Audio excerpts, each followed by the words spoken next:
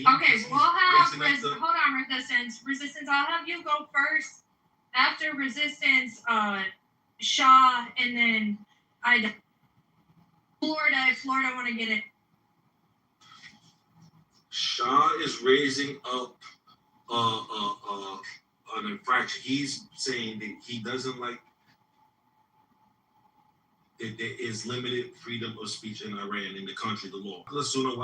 Such a knows, as well as I know, even within Islam, Muslims cannot just go around whatever we want. We also have restrictions on things that we can say. There is no such thing as you could just say whatever you want. So there is a limit of freedom of speech. And I gave him a perfect example.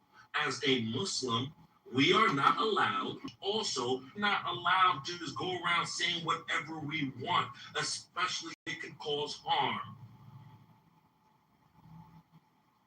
Okay, you finished? Okay, when you talk about homosexuality, you're not talking about normal people. We're talking about normal things. For me, a man marrying a man, that's not normal. We're talking about something normal, something natural, something that is normal. For me, homosexuality. That's natural, a law in the resistance. No, I didn't interrupt you. For me, a man loving a man, that's unnormal. That's unnatural. This man gotta go and have go to hospital or that's not a person. We're talking about someone real, something exists. For me, homosexual is not a person. It's like, okay. Also, you say Muslims don't have the freedom to say what they want. Whatever they want. Okay. That is exactly the point. Freedom of expression means allowing people to express opinions you disagree with. Not only opinions that you approve of. Because if a Muslim says, I do not support homosexuality because of my religious beliefs, that is an opinion. So you don't have to agree with it. But freedom of speech means allowing him to express it. Like to say, I do not support homosexuality. That's a freedom of speech. And I cannot support something that is against my religious belief. And I agree with that. But also, this example is not followable because we're talking about someone, woman with a woman. We do not support these kind of people. They're only he and she, man, woman. Other races are abnormal, sick, so they go fuck themselves. Well, then you're contradicting yourself because the example you. We're supposed to have Florida go, but don't go off my moderators. Shar was speaking. Somebody just started speaking over my moderator here. We can have some respect on the stage. Go ahead, Shar, and then. But Florida was next, and then Ida. No, what I was going to say simply was that he just contradicted himself because number one, in Iran, then that's what they believe. They also believe, because it doesn't exist to them, that a Sunni should be in government in the Ahlul-Bayt in a Shiite-run country. That's number one. And then number two, what would a Muslim who is following the Sunnah want to be in the government of Shiites when we disbelieve in their belief anyway and in their Aqidah? So once again, you're still contradicting yourself. It doesn't even make sense. What freedom would you want to be in something that we are opposed against? Make it make sense. This example is so weird because there is no comparison between homosexuality. You're talking about something different. All right. Please let me All right, in talk. Florida. Okay. Wait, Very nice of you. Very nice of you. Okay, Iran is a big country. It's a massive. It's not a Shia country. The government. We have the Zoroastrians. We have Islamic phobia. We have that ain't no religion. Yes, and we have Baha'i, and all the religions are living here. We have church, and the people doesn't care about the ideology of our government. And as a Persian girls, I am free and I gained it, and I paid the consequences. Iran is not just only the Shia country. We have a lot of religions in this country that they are living. Excuse me, Ida, but Shia is. I don't practice any religion, and I don't have. No, I'm just correcting you. I care about radical like you because I'm not radical. You are radical. You are You are radical. radical. You're radical radical because you're because in a I'm rock. radical because I don't support gays. You're radical because you're interrupting. I'm radical. You're radical because you're Not interrupting. supporting gays means You're radical. interrupting. I keep having to reset, come up with a different solution here, but Ida, you can go ahead and finish.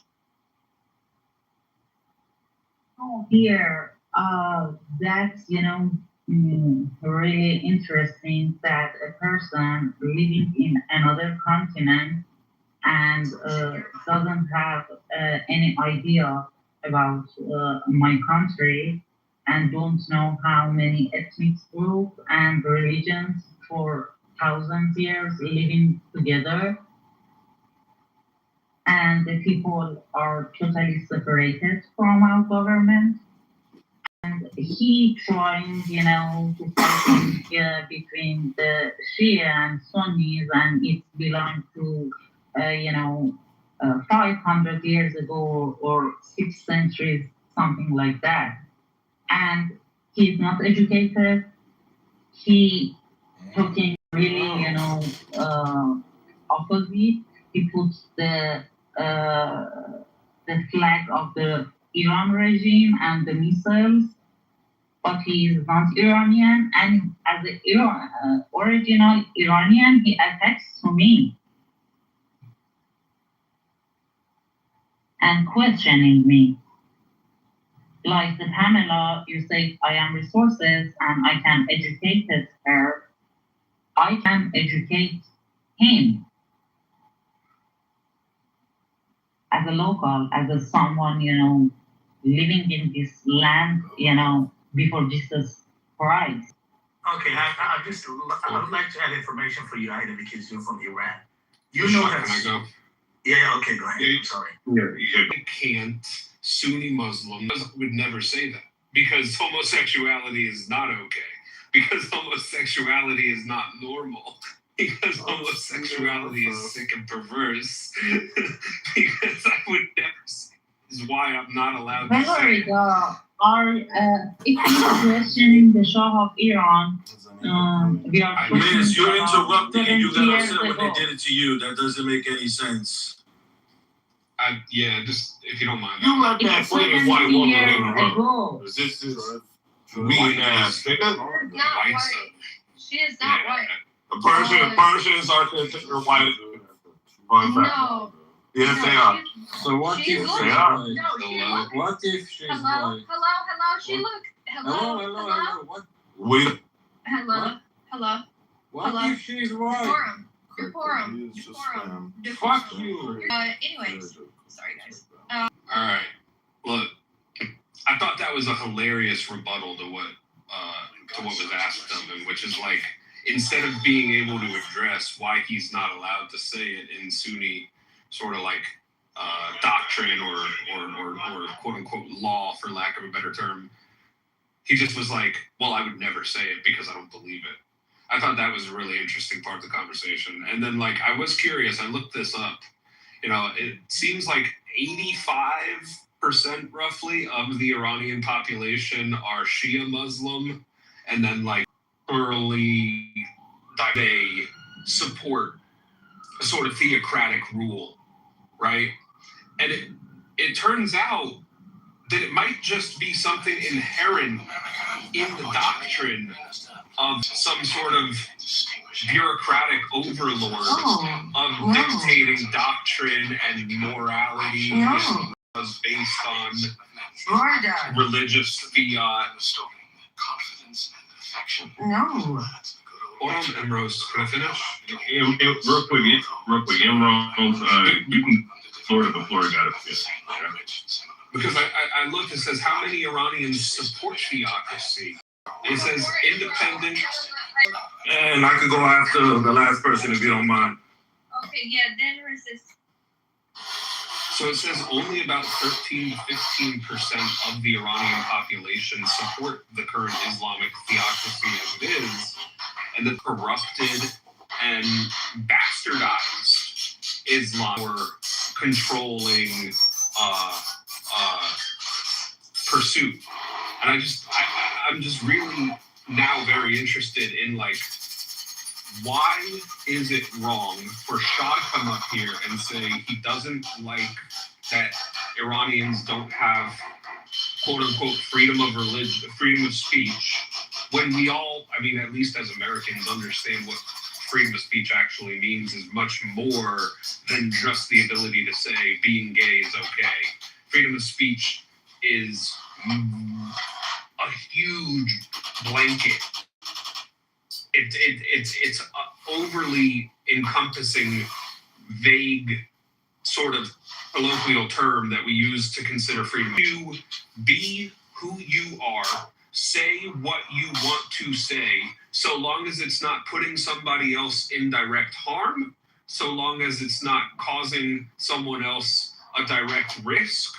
You're allowed to express your thoughts clearly and concisely, specifically, at least as it's known in the Western world. Your thoughts against the government cannot be held against you in court. You cannot be prosecuted for criticizing government in that sort of way. It's not to say that you can't. It's not to say that you can get away with yelling fire in a crowded theater or bomb in an airport. Because those types of things, the people that are inside the place, like there's a fear and a risk associated when you do some dumb shit like that. But I don't know. I don't think there's anything wrong with Shah saying that like he appreciates freedom of speech in that regard, and that's why he doesn't support Iran as it is in the current form governed by the IRGC. And I guess to Ida, I just want to ask you, since you live there, you're Persian, you're a Muslim, I presume, like, what is it to you? Why is it that the Shia Muslims do not support theocratic rule despite preferring to live their own lives by that sort of governing rule in their own principle? Does that make sense? Why did they? Your mindset is completely wrong. I am not Muslim. I think you didn't listen to me when I talked to the person with the flag of Iran, and we are fighting with our government. In January, thousands of people got killed by IRGC and even by foreign groups that support them. They kill the people, and still execution continue. We are fighting with this government for 50 years. We don't wear hijab. We are so educated.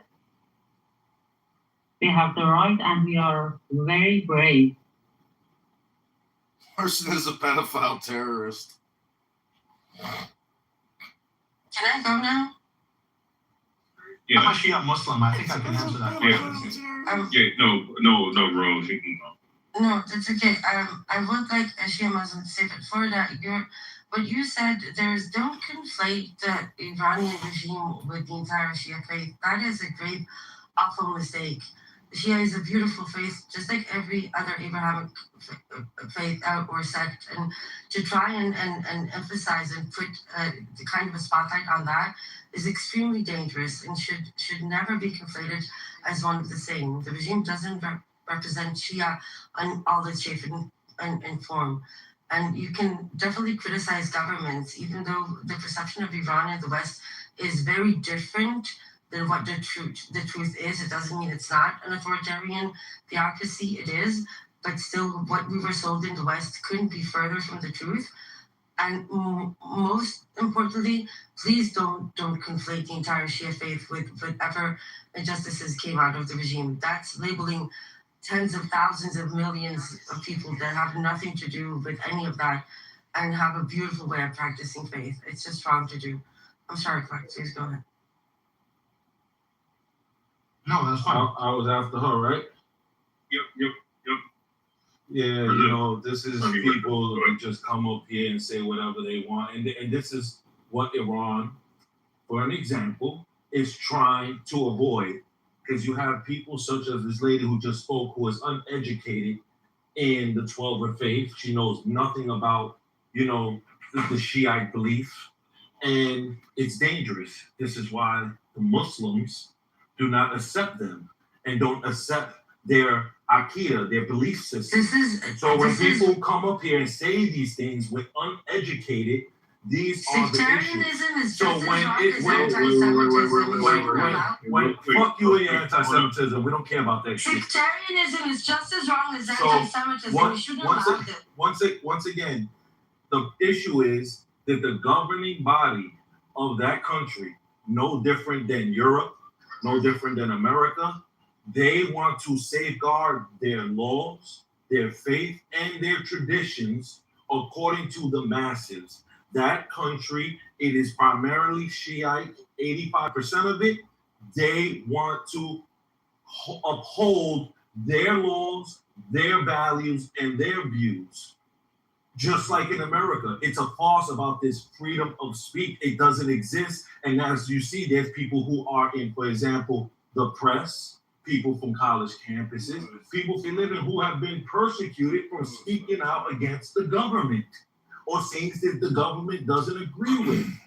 And you made a perfect example, Chair, about it. Like, you can't just go, for example, can you go to the front of the White House and just fuck the president? I'm about to kill him. Can you do that? No, you can't. You'll be arrested. It's freedom of speech to a limited point. And that's why the brother, when I asked him about whether, as a Sunni Muslim, can you go around and say, oh, there's nothing wrong, he didn't want to answer. He went into circles. You know why? He knows that there is limited of speech in Islam because it can hurt other people or the society in whole. So this is why we have certain restrictions. It is no different than what the people in Iran, the governing body, is doing for their people. Damn, resistance, he's still arguing your point as much as you like made that clear. These people, they're hard-headed. You know what it is? They're used to colonialism. They think they are the rulers of everyone. Okay, can I put in my 2 cents here, guys? Yeah, it's on you. It's on you, Clark. And then real quick, before you go, Clark, real quick, Brownie and Ludwig, do you guys want to go after in that order? Yeah, that's cool. Okay. Yeah. Okay. Clark, Brownie, and Ludwig, and then after that, whoever wants to go, just. I'll go after the last person, like in a circle. Cool. Yeah. Listen, resistance. What's funny about all that is, I'm a Shia Muslim, and I agree with the resistance's point. This whole thing about the, I mean, even though resistance probably doesn't like Shia Muslims, but this whole thing. I have no problem with them. I just don't believe in their Aqidah. But I have no problem. They are still Muslims, and they have to answer to Allah. I have no issue with the Shia. Respect. Yeah, fair enough. And then in that case, yeah, no, agree with resistance, man. Like, this whole thing about, we just spent a bunch of time talking about, like, the internal politics of Iran, whether they're authoritarian or not, whether they control free speech or not, whatever. All of this is a red herring. In my opinion, all of this is just different ways of demonizing the Iranian regime. I'm old enough to remember when the war on terror all started back in before 2003, and they did the exact same thing. Saddam is harboring radicals, Saddam is harboring Al-Qaeda. We need to go and give them freedom. Look how unfree Iraq is. And all of that was just a build up to an invasion and a massive war that went on for I don't know how many years. So the exact same thing is happening in Iran. And like, frankly, the people who are on the Clubhouse always talking about, Iran isn't free, Iran is radical, we need to talk about how free Iran is. all of that is just building up acceptance and acquiescence to more demonizing of Iran. All of this is like, we can agree or disagree with what the Iranian regime does, like we can do that with any other country. Like, if I go to Romania, I'm pretty sure I'm going to find things that the government does that I don't like. Does that mean I whip people up to say we should invade Romania? No, of course, that doesn't happen. Saudi Arabia is a very close ally of the United States. We don't hear social media and media organizations demonizing Saudi, even though their laws are sometimes a lot more archaic than Iran. But nobody's out here advertising or trying to make a case that we should all invade Saudi or that Saudi is radical. I've never heard somebody make the case that Saudi is radical, even though that can easily be done. That's not controversial to say that Saudi laws are just as radical or extremist or Islamist as Iran. But nobody ever makes that case. Because why? Because Saudi is within the sphere of influence of the United States, and it's in the U.S. interest to keep Saudi stable as it is. And that's not our goal right now. Our goal right now is to destabilize Iran and prepare the public opinion for massive attacks against Iran. Yeah.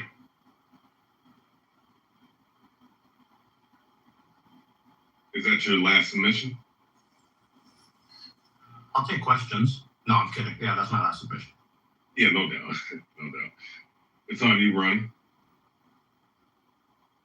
Yeah, hello everybody. I will contribute later. Just Clark, that was great. I agree with everything you said. Well put, man. Now maybe let's listen to Greg. Yeah, to the point, furthermore, I'll keep it short. Sean Strickland, those that know the UFC fighter, was banned from the UFC White House Freedom event. Huh? Why was that exactly? Because he said something about these baby killers called Israel. So that freedom of speech thing, it's the same thing with like Democrats and Republicans. It's a show. And you bought a ticket to the show. Now believing that you're doing something whether you voted for Democrats or Republicans. It's like giving a cow two options, left or right, and they both lead to the slaughterhouse.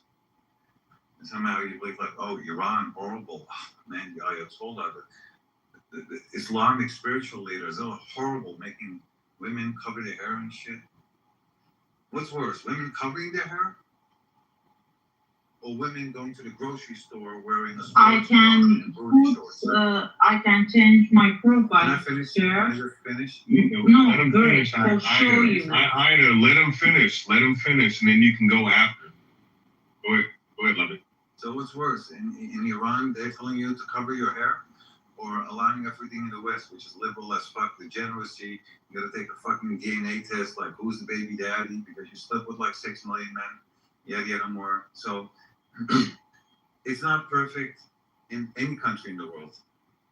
But when you look at like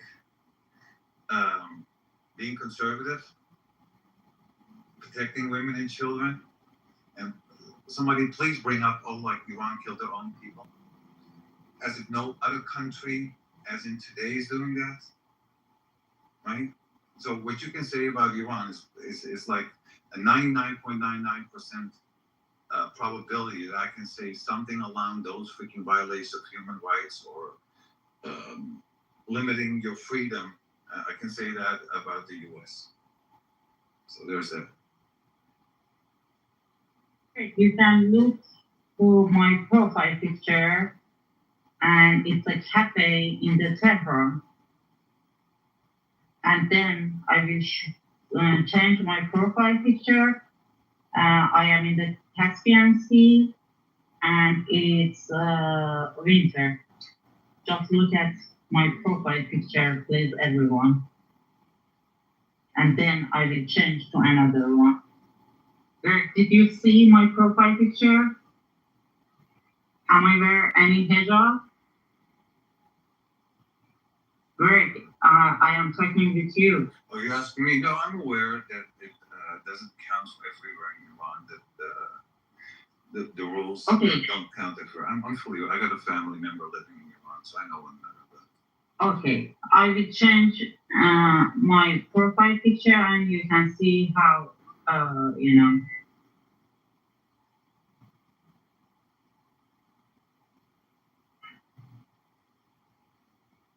Is it my turn, I think, or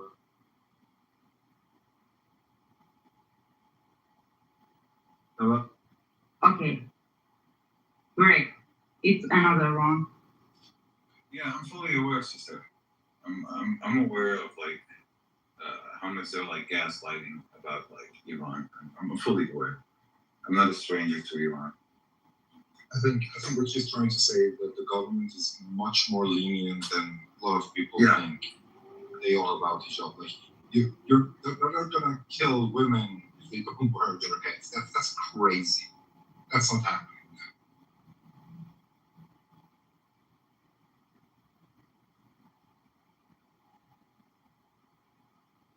Yeah, I was gonna say that obviously it would be probably the best for America and maybe even the world in terms of staying out of Iran because I'm not so sure about their history, but it's highly likely that the Islamic regime was probably strengthened by America, Rumsfeld, and the entire world supporting Saddam Hussein in the Iran-Iraq war.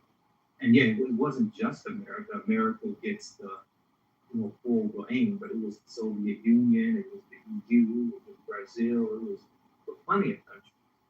So and that problem maybe with if the Iranian people wanted something slightly different, it might have been easier if it wasn't for the Iran Iraq war. Because, we have the whole type of the Hitler paradox basically. They're so powerful over there, and couple that with we'll kick the decaying structure over. So you have that paradox too, which was, I think, somewhat similar of what Saddam thought was military thought. Yeah, I think the international community should probably stay out of what Iran is going through. So.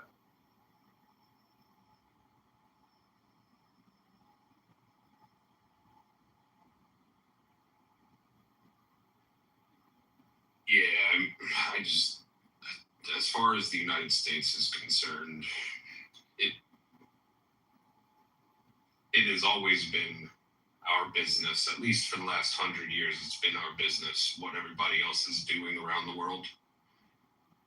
And largely as a result of the Afghan civil war and the Mujahideen forces that gathered to try to stove off the Soviets, the United States played a big factor in that. As a result, we contributed lots of guns, lots of money, lots of political influence and intelligence influence in that country during the Afghan civil war of the 80s. And although we successfully staved off the Soviets, once they left, there was a power vacuum in Afghanistan. And those same Mujahideen forces that came from across the region to try to fight off the Soviets, they ended up then fighting for power amongst themselves. It created the Taliban and and ISIS. It created these different factions that have not ISIS, Al Qaeda, and it's always been foreign policy for the last 100 years of the United States to try to be the world's policeman and do what's best in the interest of Western ideology and modern democracy and American values and ideals and globalism and promoting peace and prosperity around the globe because it's the best way to deal with. And like, to an extent, there's something fundamentally correct about that in my heart of hearts. However, same exact policy that's driven the United States, that's only perpetuated and exponentially created more hatred and disdain for the United States because of that same foreign policy, right? It's that foreign policy that's like, when you're saving my people from other people, we appreciate you. But when you do anything wrong, we're going to get mad. And it's just like, it puts the United States in a position, it's a catch-22. It's like, damned if you do, damned if you don't type of situation. And I think just in the natural consequence of events of the world, it's probably best to just be damned when you don't, because damning when you do only alludes to more people hating you. At least when, like, if you stay out of these issues for the most part, especially when it comes to like donating money and weapons, when you're providing direct support to these conflicts, is when there's like a direct link between like when something goes wrong, the U.S. is to blame. You know, I'm cool with like CIA fucking covert missions. You know, we have the radio broadcast system across the Middle East that our CIA uses to perpetuate pro-Western and anti-regime narratives. Like, that type of shit is fine. But when you start to, you can't typically get out of these situations without blood on your hands if you end up engaging in military conflict. Can I throw in a 2 cents in there? Yeah, go ahead. So Is that Florida, Dr. Rick or Clark? No, go ahead. Clark. Florida, that's interesting that you say that. You mentioned something that's like, you said that for the past 100 years, America has put itself to be a policeman around the world to spread like democracy. Is that fair?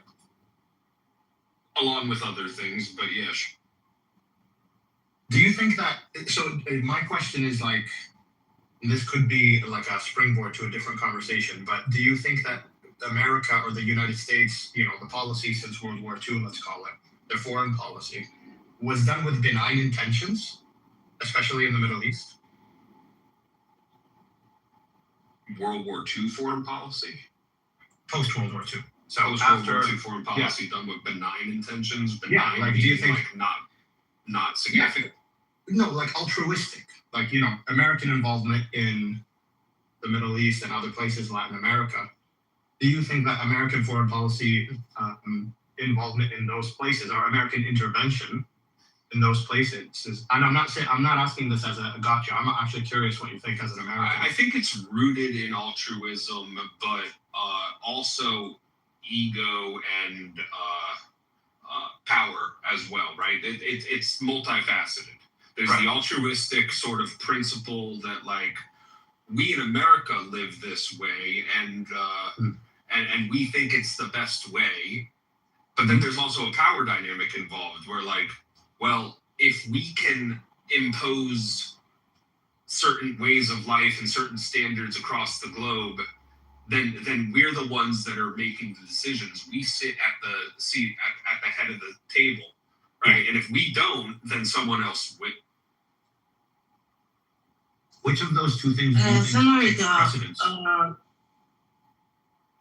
Clark, excuse me for interrupting you, but Florida, unfortunately, what the U.S. thought about the democracy, faith in the Middle East, and in the fact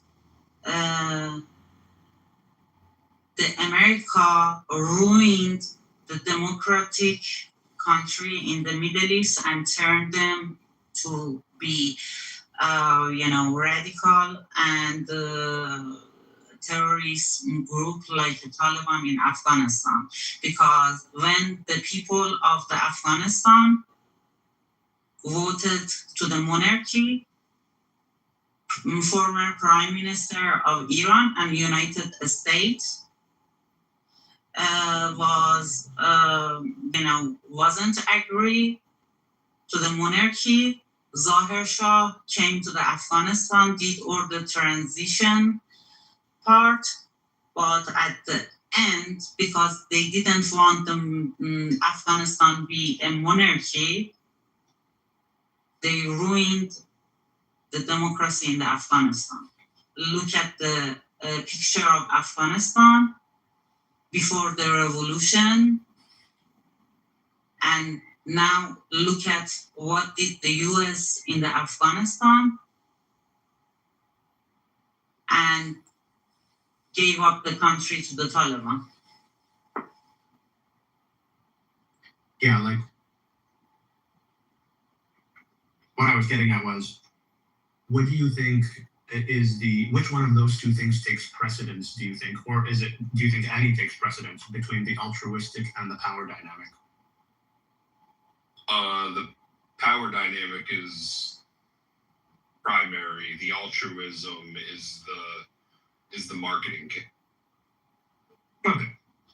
So we kind of agree. Like,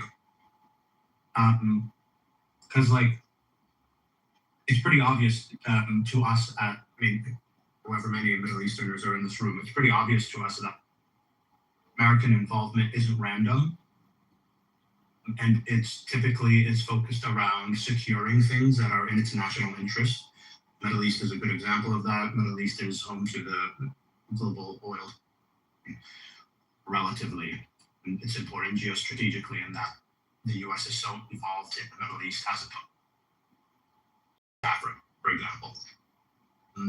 But the other thing that goes against that altruism point, and I'm interested in your point of view as an American, but the thing when we see it and when we look is that the US foreign policy seems to dictate who is the villain and who is not, depending on arbitrary lines. Like I was mentioning earlier, yeah, like the United States puts up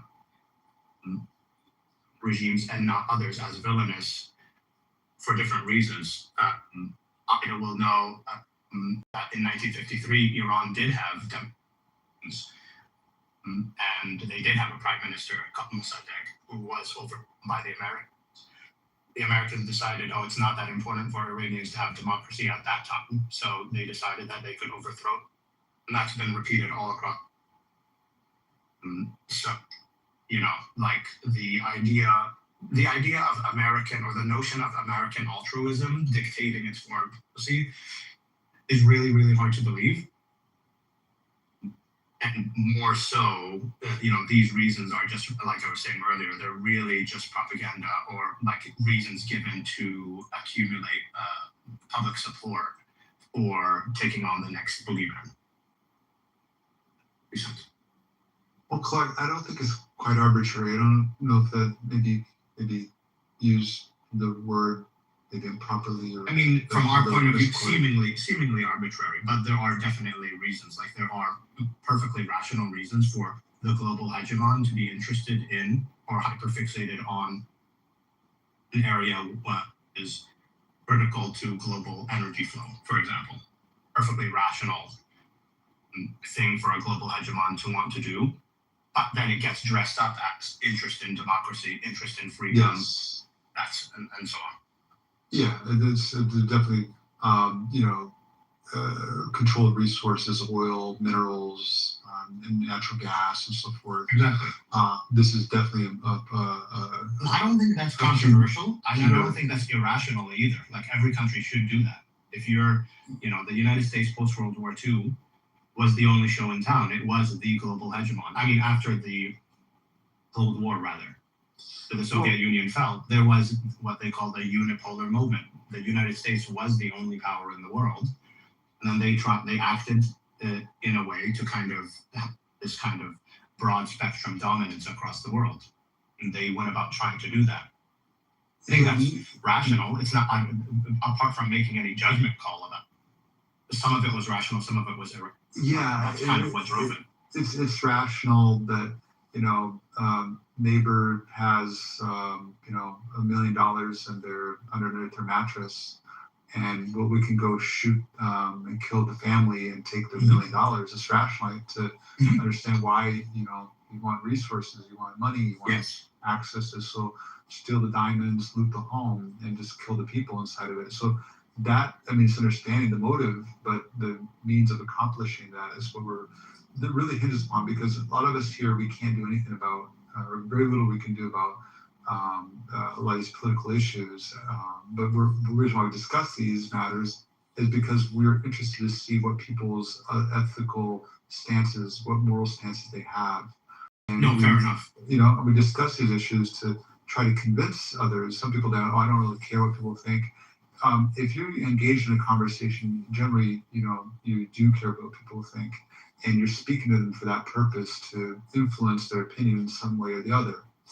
The other thing is, you know, soil is Israel, of course. Israel, it's you know, Israel has been an existential threat to its neighbors, stealing land, killing, raping, maiming, you know, resources, whatnot. So this is also a huge factor for U.S.'s motives in the region, and you know, a lot of the other parts of the world, Venezuela, and Israel connection there, Argentina, and so forth. And you know, Israel, Israeli Zionist, you know, American legal system. Indeed, the only thing I would say, without interrupting you, is I think that gets what you were saying, differentiating between motives and the ethics. I think that gets lost. People, there's a lot of overlap. A lot of people seem to confuse what are the motivations for actions. Well, you see a lot of demonization, for example, Iran. I've seen a lot of demonization of Iran or the Iranian government as inherently evil because of one act or another. Yeah, no, Iran. I mean, Iran. It would be much better off with the current leadership if there were not sanctions. Sanctions have crippled the economy. Oil production has gone down by you know, sevenfold. There's an Iranian analyst, economic analyst, he said due to sanctions from the year, I think it was 2011 until 2024. You know, they're only 1/7 of oil production. That's not because Iran's not trying, the government is trying. I mean, they're doing a lot of great things for their people. And you get extremists like Iranian, you know, Shah supporters and people who reject IRCC and they're evil, they're into that. You get the same small, you know, segment for the American population. I want to say it's small, but you have, you know, millions of Americans, millions, who think that Trump and the Republicans are all evil. They're, you know, terrorists. They're doing this, whatever you want to call them. They're, you know, may not call them terrorists, but they're calling whatever you want to call them. They are so incensed by the U.S. government, Trump, you know, his cabinet, and so forth, that they think this is like the devil incarnate here ruling the U.S. They think that it's a regime. They think that it's become an autocracy and they need to be overthrown. And they would probably be willing for another foreign nation even to come to take out Trump and his coons, Stephen Miller, and you know, the racist, disgusting Stephen Miller, and a lot of these just Heisgath and whatever these you know, extremist people, you know, are in his cabinet. So you have people on the extremes. You know, Iran, like you made a great point, like in 1953, the Mossadegh, he was democratically elected. And, you know, and what was his crime? Not a crime, it's actually virtuous. He wanted to nationalize oil, not privatize it, because then that means oil belongs to Iranian people. But what did the U.S. do in conjunction with the UK? They basically overthrew him. It was not about democracy. Democracy is a convenient, you know, I guess, what you put out there to conveniently. It's part of a propaganda. The Mossadegh back in 1953.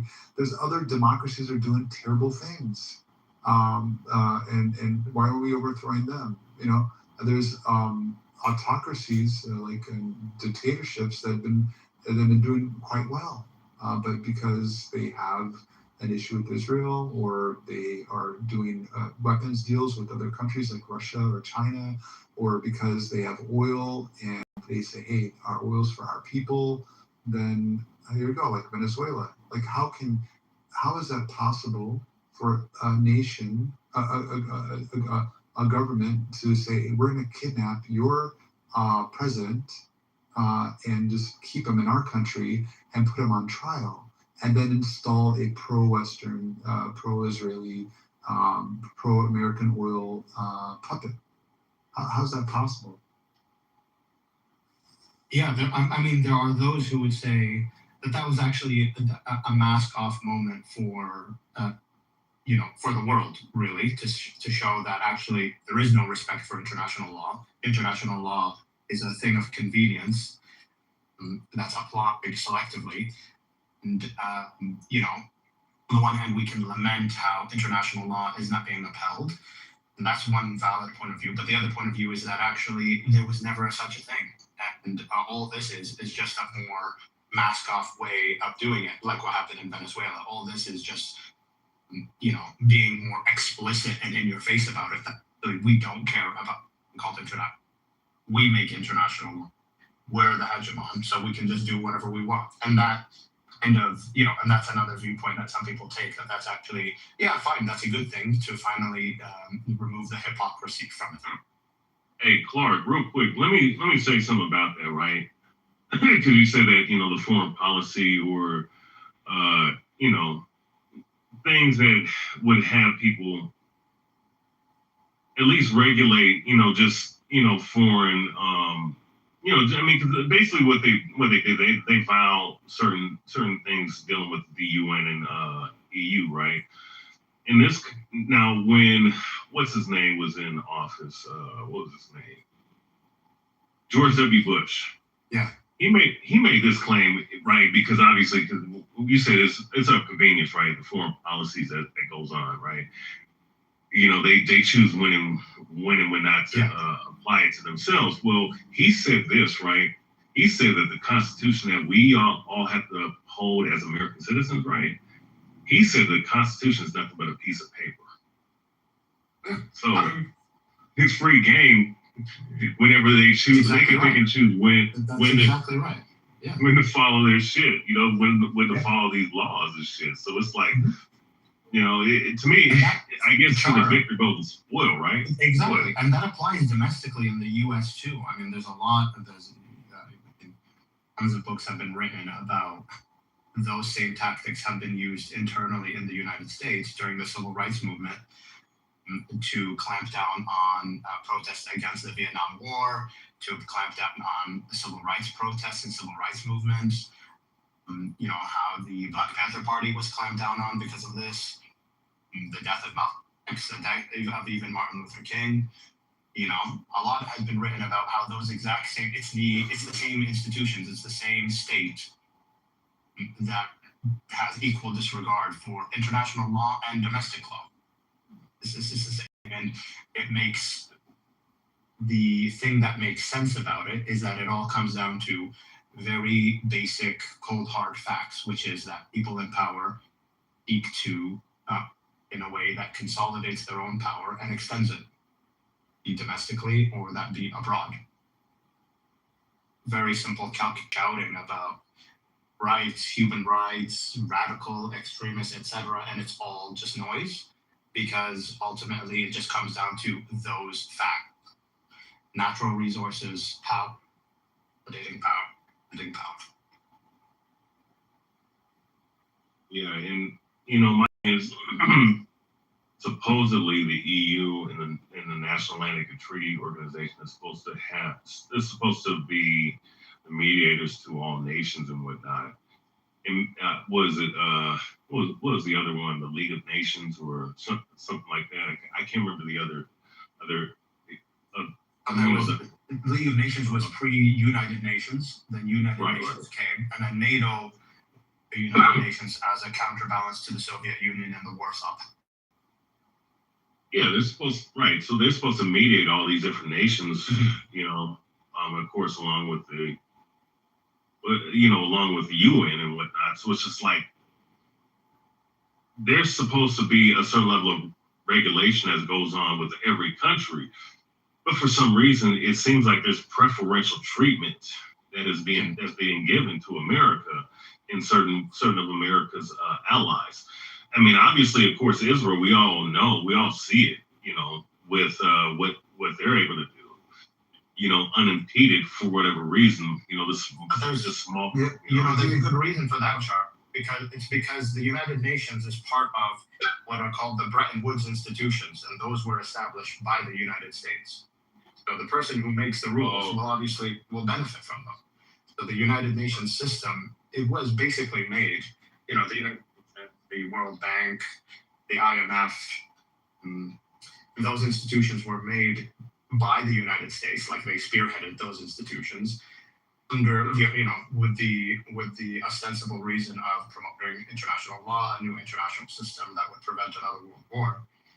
Ultimately, those systems are in place to consolidate and preserve American power. So that's why it's so easy. Like you said, it seems like those things are supposed to be in place to make everything equal, and yet we're seeing preferential treatment given to the United States and its allies, but that's by design. That's why the head of the United Nations is in New York City. So many of these institutions have their headquarters in Washington or New York. It's because that's where the power is. And as soon as those institutions start somehow moving away from or not towing the line, then the United States can threaten to withdraw its funding, which it's already done. And then those places come back into line. It's by design. For instance, France? No, the US and its friends and allies. Oh, okay. Excuse me. Yeah. To me, I think just this current worldwide government structure. I mean, it's obviously like there's not. Of course, like you were bringing out, like it's going to be towards America, and of course, Israel's connected to America, obviously, and they're just allowed to do whatever the hell they want to do. And once again, like the regulatory system we have, as all these different countries, and they're interworking and everything. Obviously,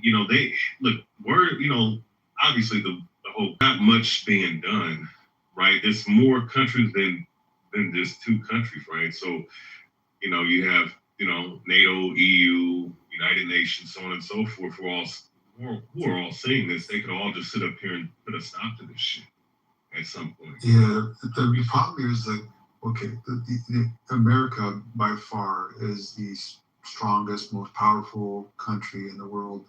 Any given year, you look at defense, quote unquote, defense expenditures, and America, according to economists, spends anywhere from 9 on a low year, 7 and on a high year, 19 countries combined. The next 7 to 19 countries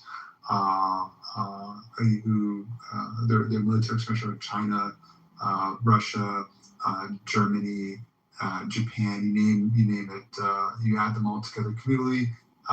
That's next top 9 to 19, 7 to 19. We spend more than them. So we just say 10. We spend more than 10 of the next several countries on the list cumulatively combined. That's an insane amount of money. We have, military bases, something like I think 800 military bases all over the world.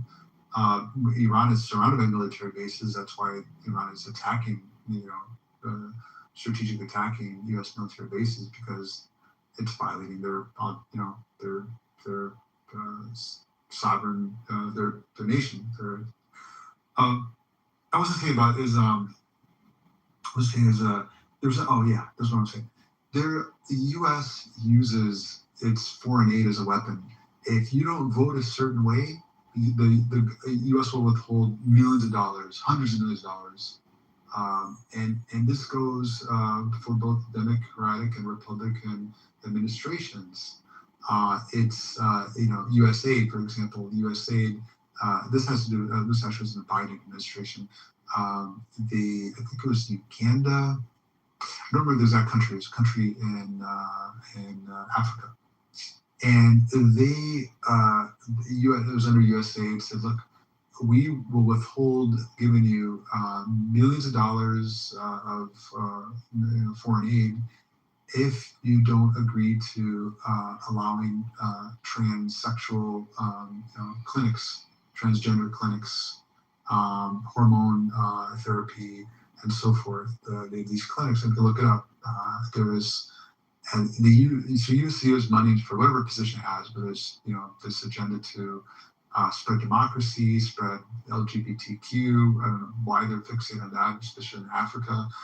There's a United Nations organization called He for She, it's under the umbrella, where they want to spread basically the LGBTQ agenda within Middle Eastern, particularly Muslim, African countries, also in Latin America.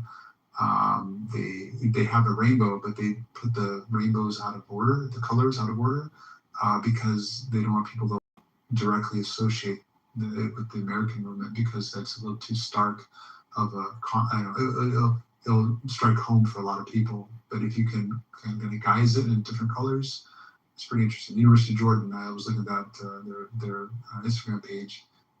But they had this Rainbow Week and they have 400 student volunteers and so forth. So there's a lot of position that America's doing on behalf of America, also on behalf of Israel, and I think the main threat is, of course, not the military threat, but the economic threat. We're going to cut off aid to your starving country or your underdeveloped country. No more, programs for you unless you vote X, Y, and Z. When it comes to Israel, when it comes to America's interest, then that's par of course. Americans have been doing for decades.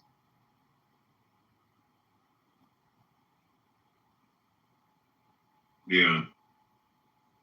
It's just, where do we go from here? It's like at some point, something got to give. Like, cause, like the room title that Coco made, and she will be back. She just got to take care of some business. U.S. foreign policy destructive to the United States. Yeah, by proxy, by technicality, by practicality, if anything. Yes, because and obviously, like we were just talking about, how like they can choose when they want to establish their policies and when they don't, when they allow it to apply to them versus everyone else. Is that all this is affecting the entire world, but also too it's affecting the American citizens. And with this clown, I don't know what else you can call this guy, this clown that's in office right now. He is destroying the very fabric of this country. And it's not, he wasn't the only one, because mind you, I'm not going to sit up here and just put it all on him, but we're talking about somebody who's accelerating the downfall and destruction of this country. Him and his administration is definitely doing that. I think anybody with a brain can see that. People outside of America see how dumb this jackass is, right? And this administration and this mentality. This is affecting, us, affecting us, with all these tariffs. And I just read earlier, I think I was talking about this earlier, maybe in another room or something like that, that Trump, I guess, threatened another, not Iran, but he threatened an ally of America, right? Because they said something that he didn't like. Like, sure, this is all. Isn't that like exactly what the Oman, yes, Oman, Brownie. Yep. Oh, go ahead. Isn't that exactly what the purpose is, to destroy the U.S.? Yeah. Yeah. They're doing, right? They infiltrated Congress. You see, like Trump doing everything that these baby killers are saying, right? All that money is going there, but there's nothing coming in return. So there's a huge blackmail operation going on, right? Like, it would be stupid to deny that. So if you ask me, there is no other conclusion, no other logical conclusion I can have other than that they're literally trying to destroy America for Israel to become the next great power in that region, becoming sort of like the new America. They're literally using America as like a hitman. Right? Right. Go to Iraq, go to Afghanistan, go to Iran, bomb this, that, and the third. And Israel is just sitting back and it's doing nothing. Oh, yeah. Yeah, it's Sid Watch are fighting the war on its behalf. I mean, insiders within the Trump administration said this is, and some of them spoken anonymously, others are just afraid to say it. This is America. And why these wars, why attacking, spend all these monies on these wars, fighting all these different countries and trying to overthrow, military coups and all this quest for global knowledge of our tax money overseas, internationally, like the aid to Israel, number one, they get the lion's share of our foreign aid. Egypt being next and other countries. Why are we spending so much money? Why are we? And of course, a genocide happened. That's the Holocaust of our times. The Holocaust of our times. Why are we participating in that? Why are we making it possible? It would not have been possible without our weapons. Like Brown University, this was back in 2024, 25. I think, it was 25 October. They had a study that showed we spent like $22 billion at that time. And it's gone up since. That's a lot of money to taxpayers. Ukraine and so forth. And we've been so much money. Can you imagine? Iran, we've the average American taxpayer spent over $200 since in the past, 3 months or so, on Iran. We spent an average of $200 of our hard-earned money. There's a lot of people for them it's 2 days' wages of post-tax. Everybody, it's crazy. We could put that money into healthcare, into infrastructure, to better roads, better housing facilities. There's so much more we can do to make America a better place. But no, we spend it, attacking other countries, participating in genocide, making America more unsafe. How are terrorists born? To one per people, or a person, or a people, a group may be freedom fighters, and they may be terrorists. They're born out of often oppression, oppressors depriving their rights, taking away their land, killing their family, poison their land, and or the narrative. Oh, my bad. I just want to say this, Dean. Or the narrative, right? That they're terrorists because of the fucking them having their land, like you were saying, them having their land and resources taken, right? And then, of course, like, let's say you have certain militia groups who want to build up another generation of fighters, right, to fight against what's going on. They're programmed, by them to see what's going on, which they can see for themselves that, there are people's getting killed, kids at their age of 2-3 years old getting castrated, killed, and God knows what else is happening, right?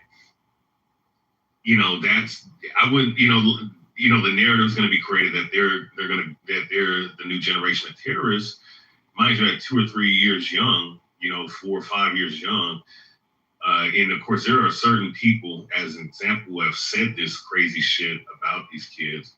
But it's through systematic, oppression and infiltration, of their nation overall. So, and then what do they come with the table? Well, through provocation, you create, wars, and you create people like this. So they go up and they say, well, look, these kids are going to be the next terrorists, So we gotta deal with these people. So I mean, it's very methodical and cerebral how they constructed the group of so-called terrorists and villains that they like to bring out, the way they do. My bad. I just wanted to point that out. I didn't mean to cut off your wisdom or anything. I just had to, point that out. No, of course. This people, they ask, why do Americans hate us, or why do they hate America? A lot of people hate America because they're the victims of American foreign policy.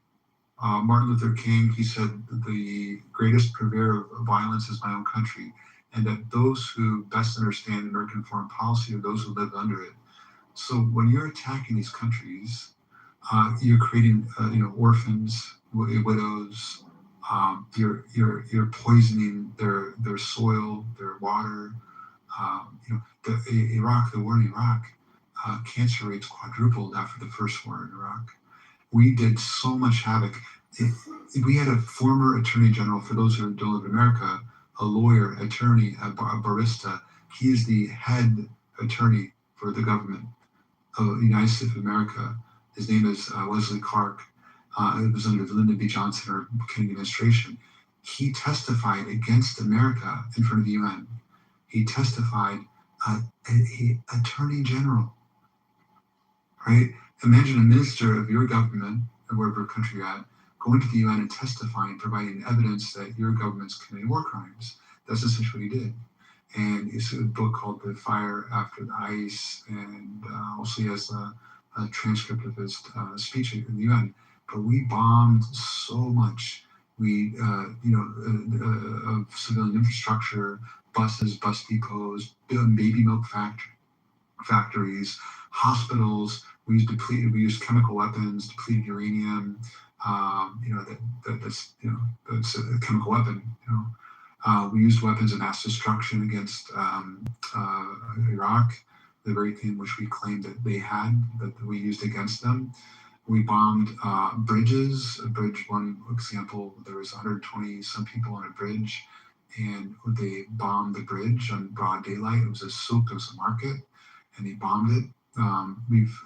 Madeleine Albright, the deceased, disgusting, human being, Madeleine Albright, said, in an interview, that we think the price of 500,000 children being killed is worth it as a result of sanctions. Sanctions have killed, over, nearly 1 million people over the 20-some years of the two Iraq wars, or not 10, 20, but 1991, I think, 2002, starting to, about 11 years or so, and beyond. But it's also, I think it's all Americans agree with this democracy, and these are the people who vote in power.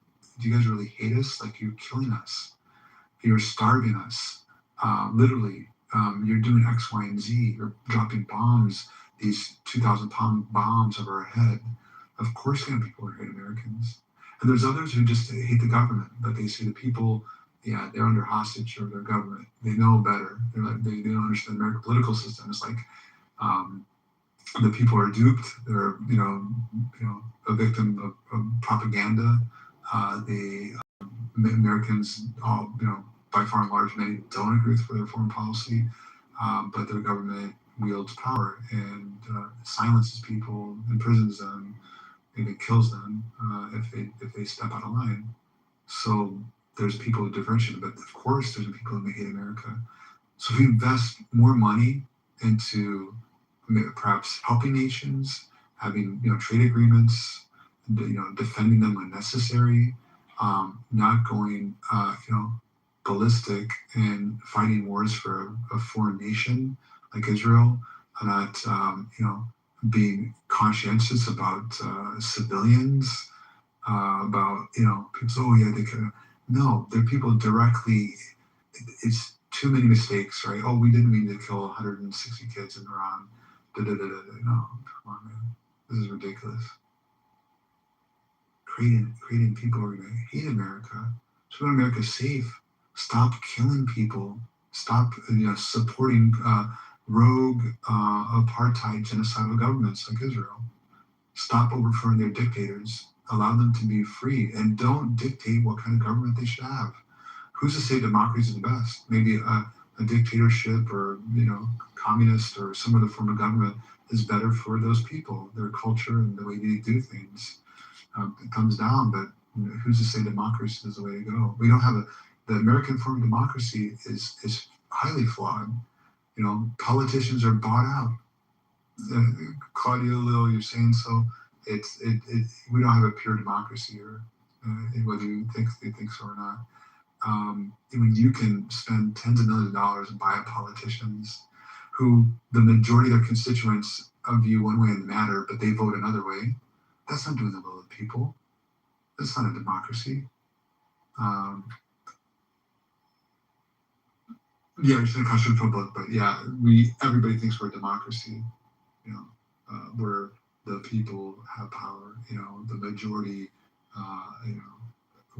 Go ahead, sorry. Technically, we're a democratic republic because of the two factions' origins. Now they broke off eventually, you know, years after their creation.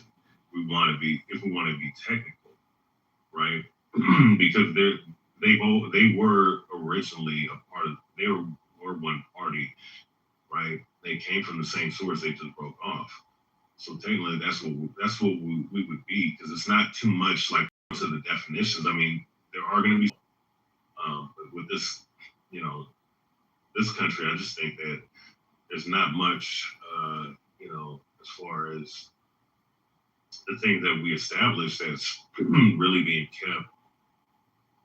Well, specifically, let me just say this with this administration, some of the things that was promised. Let's just use this as an example. I mean, no, you have the fucking price of food, the price of gas. And of course, you want to add tariffs, and he was doing this tariff shit back in 2019, back then, right?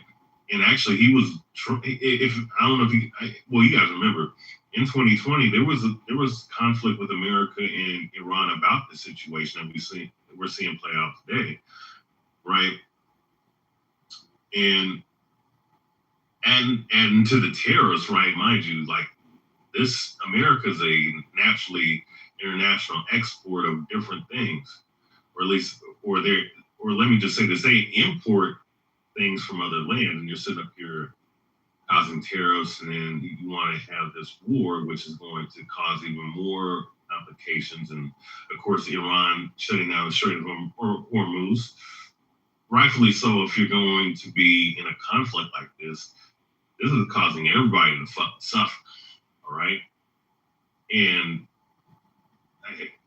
I just, you know, it's just insane to me. You know, just the mentality of this country with our government to do the things that they do.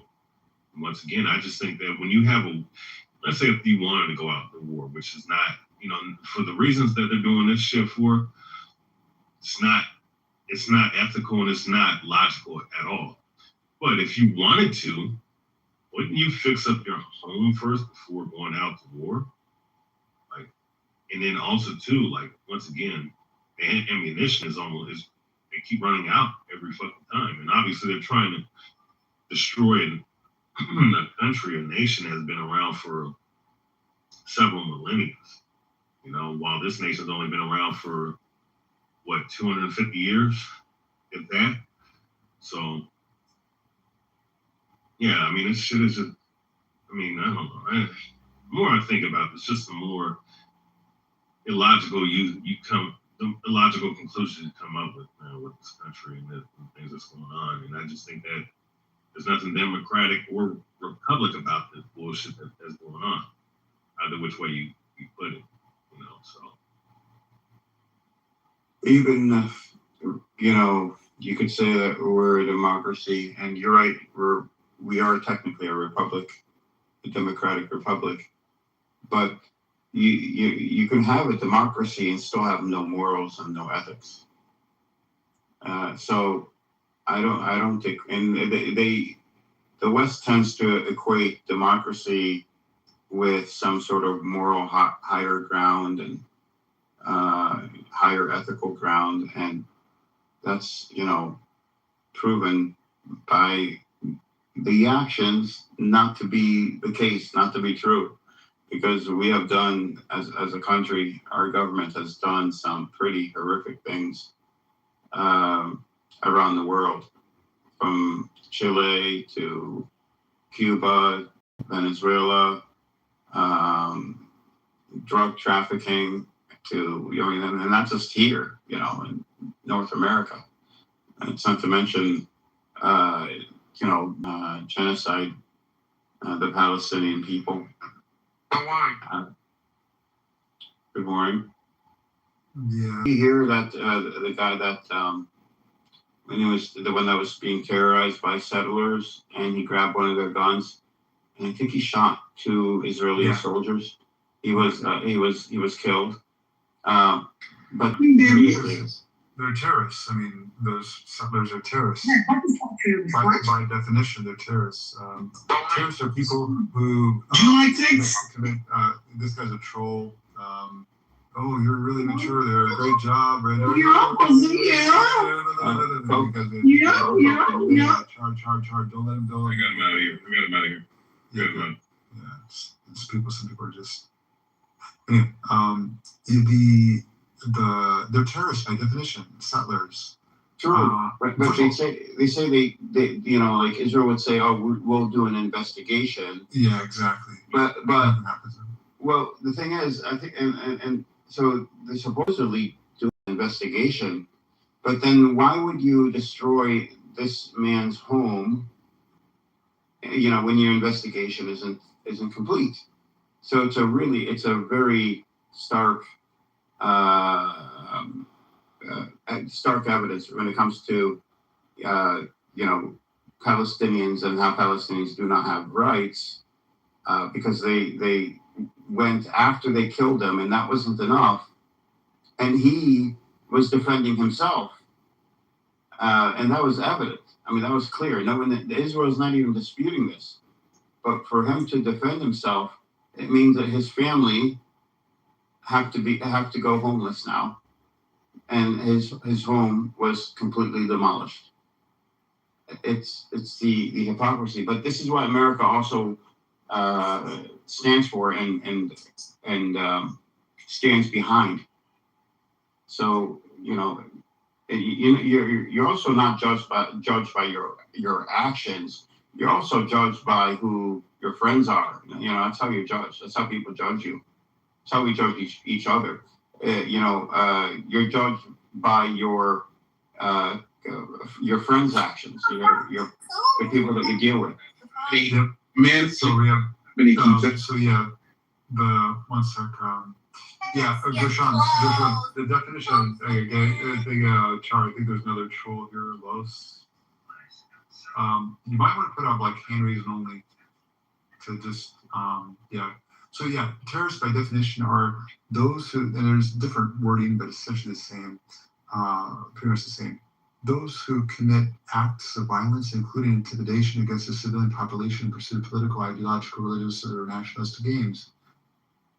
And thus we have, settlers are by definition terrorists. They are people who are committing acts of violence, including intimidation, against the civilian population in pursuit of, nationalistic, ideological, or religious aims. And because exactly what they're doing. So settlers are terrorists, and even you can roll your eyes, but that's a definite. Anybody knows what's going on in the West Bank, know that those people are terrorists. Where did you put your definition from? They use like violence against the civilian population. Let's say Burma. When you talk about government, talk about the settlers. Do you hear the settlers? That's correct. Yeah. So what are they doing? They're defending themselves.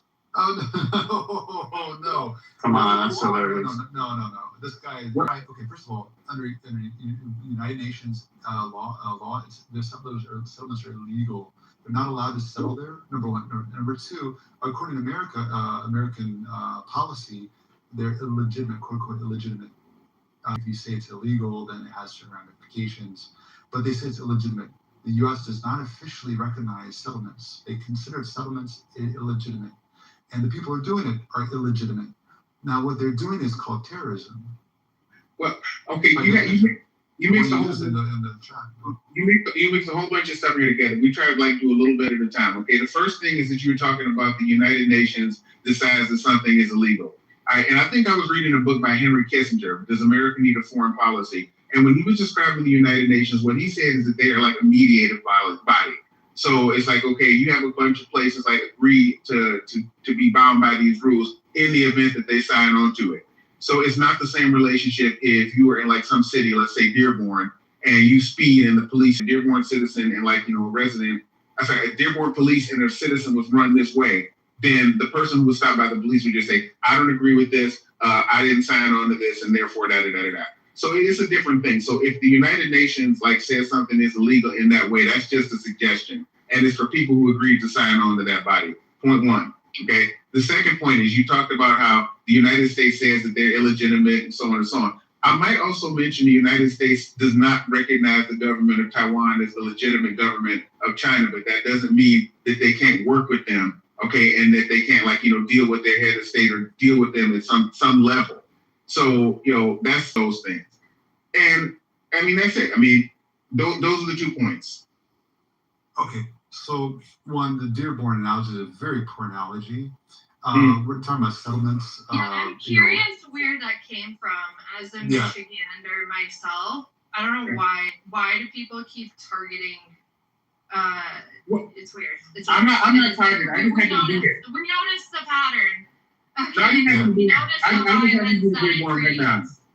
I just have to be in Dearborn right now, so I just was using that. Dearborn are part of America. There are Americans there. They elect their officials. They govern according to American law, and that's good for them. So now the settlements are quite different. It's Palestinian land, recognized by the UN and the U.S. as Palestinian land. The UN, which the US officially still recognizes a legitimate international governing body. UN says they're illegal. Also, the U.S. considers them illegitimate, and therefore the settlers are illegitimate as well. And it will say, due to pressure by the Zionist lobby, they will say it's illegal because then it has ramifications, but it's against it. Presidents over and over and over have spoken against settlements and settlers and so forth. But it's all just talk. We know it's not action because we know where the money is and so forth. So the settlers are terrorists. They're taking a land that's not theirs. They're using threats of violence and actually killing, murdering, raping, destroying churches, razing churches and fire churches, mosques and so forth. They're terrorizing people. They're killing children, women, men. They're stealing their water. This is called terrorism by definition. They're terrorists. All right, so hold on. You said that they're taking Palestinian land. Okay, here we go. Let's use another historical example. Well, Can we stick to Palestine? You said something that's incorrect. We'll stick to Palestine. Okay. So what I'm saying is nobody owns any land in perpetuity. So you own land as long as you can defend it. Well, so in the you event said something that was not correct. Can we go back to what you said a couple of minutes ago? So you said that the UN is just a suggestion. Yeah, it's a media matter. Okay, so no, it's not a suggestion. Resolution, Security Council resolution, I think it's 2334 in 2016, that was passed, states that the West Bank, East Jerusalem, and Gaza are Palestinian land, belong to the Palestinians. It's Palestinian territory. This is not a suggestion. This is a Security Council resolution and is binding by law. And then you have, I'll end very quickly. You also have the Geneva Conventions, I forgot which one it was, the one on occupation. You cannot occupy, or if you occupy a land, or I'm sorry, the first Geneva, first article, I believe, of the UN Charter that says that you cannot gain land and keep it by war. This is after World War II. So after the post-colonialism, when we were decolonizing, quote unquote. And then we have the ICJ, who came out in 2024, and then earlier, I think in 2004. But in 2024, stated that the West Bank, East Jerusalem, and Gaza are occupied territory, belong to the Palestinians. Israel must leave and pay reparations to the Palestinians for the damage they caused. This is a legal opinion from the International Court of Justice, which is the Supreme Court of the UN. it's the Supreme Court of the world. So I just wanted to correct what you said when you said suggestion. These aren't suggestions. These are, rulings bound by international law. All right, so here we go. I'm actually looking this up right now. I decided you said International Court of Justice. Let me put a link in the back channel of this nice thing that I found here. All right, it's talking about like the participation of China on like the International Court of Justice. It's talking about the UN right now. Okay, right. Okay, the UN, the International Court of Justice. What I'm saying is that's an example of. Okay, let's look at this. Well, you talk China. You have to be very specific, Gershon, when we're talking about this topic. We're talking about the UN here. They're two different bodies, ICC. All right, no, so countries. Okay, so that's what it says. So the International Court of Justice is not like suspended like. And what did it say about Palestine? Okay, so hold on. Let's see. Let's see. The languages, English and French. Okay, chosen by the UN General Assembly.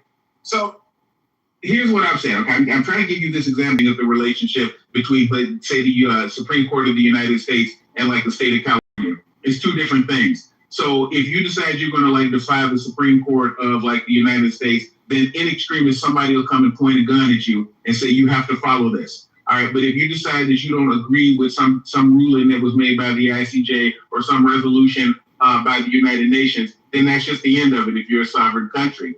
Not necessarily. China is a veto nation.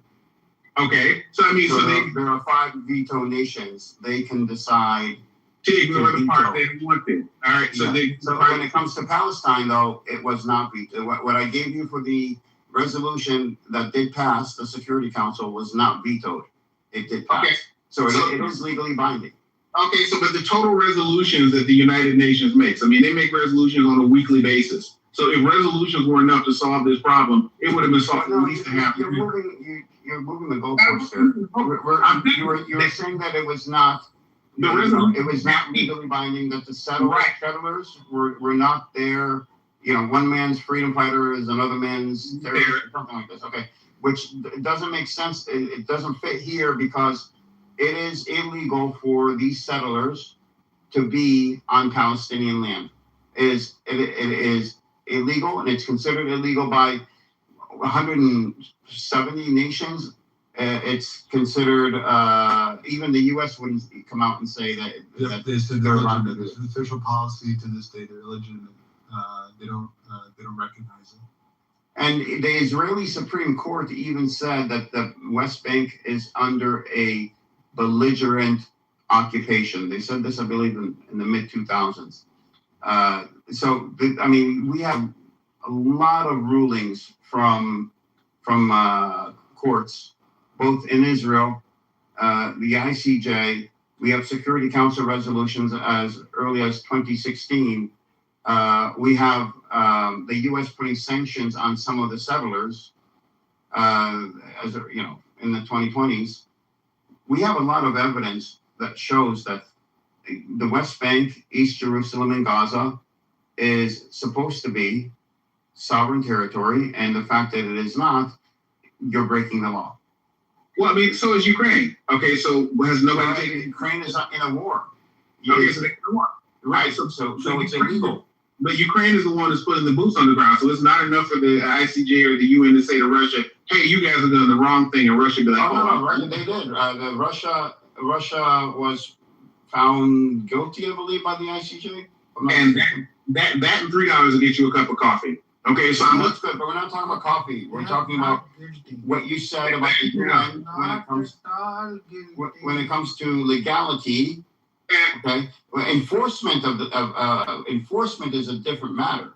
Okay, so you first have to say that I'm saying if you have no enforcement, you have no law. So you have to have the law. You have to break the law and then enforce the law. Wait a minute. Okay, I'm looking this up here. Between 2015 and 2024, the United Nations General Assembly has adopted 173 resolutions specifically targeting or criticizing Israel. So if you do the math, that's probably like about 20 resolutions. That's the General Assembly. The Security Council is what's legally binding. All right, hold on. Let's see here. Total number of UN resolutions, Security Council. Let's look it up. Look at specifically 2016 2334. Okay, that 2016 was a few years ago. Okay, so you don't. have a working knowledge of what we're talking about. You don't. Across the decades, That the is Security better Council before has something passed speaks. across the decades, the Security Council has passed over 80 specific resolutions. 80 resolutions the Security Council has passed that alone. Okay, and it didn't get them anywhere. It's like, yeah. But So is what Israel doing illegal? That was the question. You keep moving the goalposts. I don't think so because But how can it's not about you. Does the UN say it's illegal? the UN can say whatever they want to. Yeah, I mean, they're the ones that would say, not you. You're like, but you they don't have decide. power for me. They decide. They don't. But they don't have the I power didn't to ask do for it. your opinion. I'm saying, do And you I- fact support that this is illegal? And I What know Israel's doing is illegal. the person who has the power of the gun is who says what is and is not. Does And the that's- UN say it's illegal? They can say whatever they want to. You can That's not the question. The question is it You can- legal or not? It's a simple. It's a It simple depends on answer. who's asking. Depends Simple on who's question asking. for a simple answer. Depends on who's asking. No, it doesn't. Yeah, it does. The ruling is a ruling. If something is illegal, it's illegal. If it's in writing and it says it's illegal, if it says Palestine and the West Bank and East Jerusalem and Gaza belong to the Palestinians and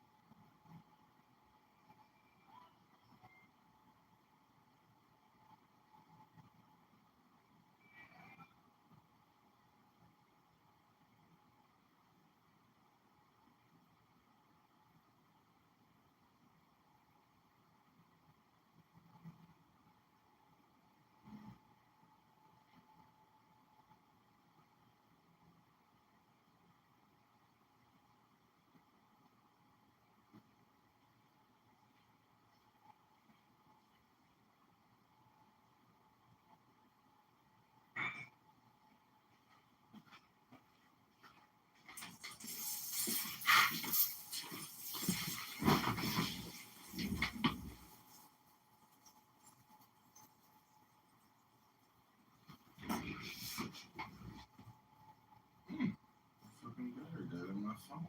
Holy shit.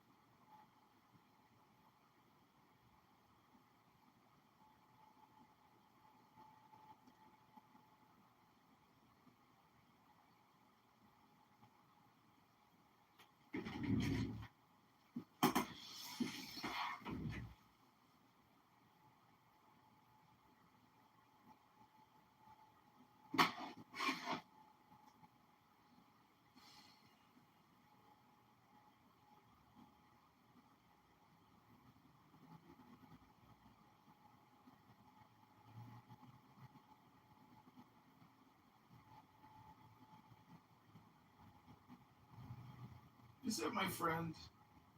Did he come to read a book? Book. Book. Book.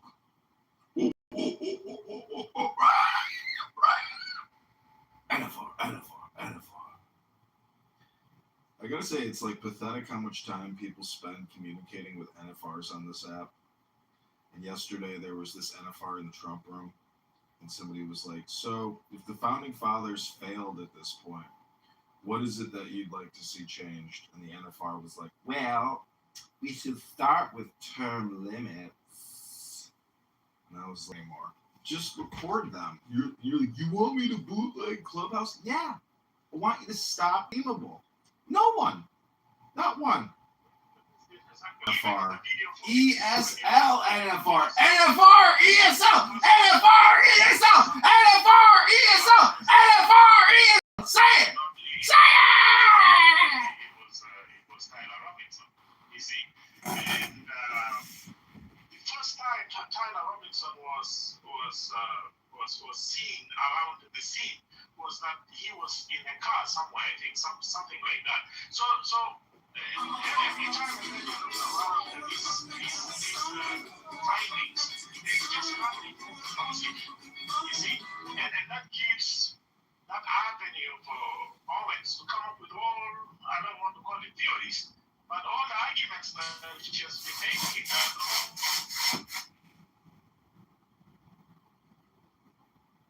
NFR ESL. NFR ESL. NFR ESL. Have been used to implement. Is that me? Are you guys hearing me? The Matrix. I am or he is? Hello? He is. Yeah, I think it's my connection here. I'm driving through an area that's kind of not having good connection. Yeah. So Is that what's up?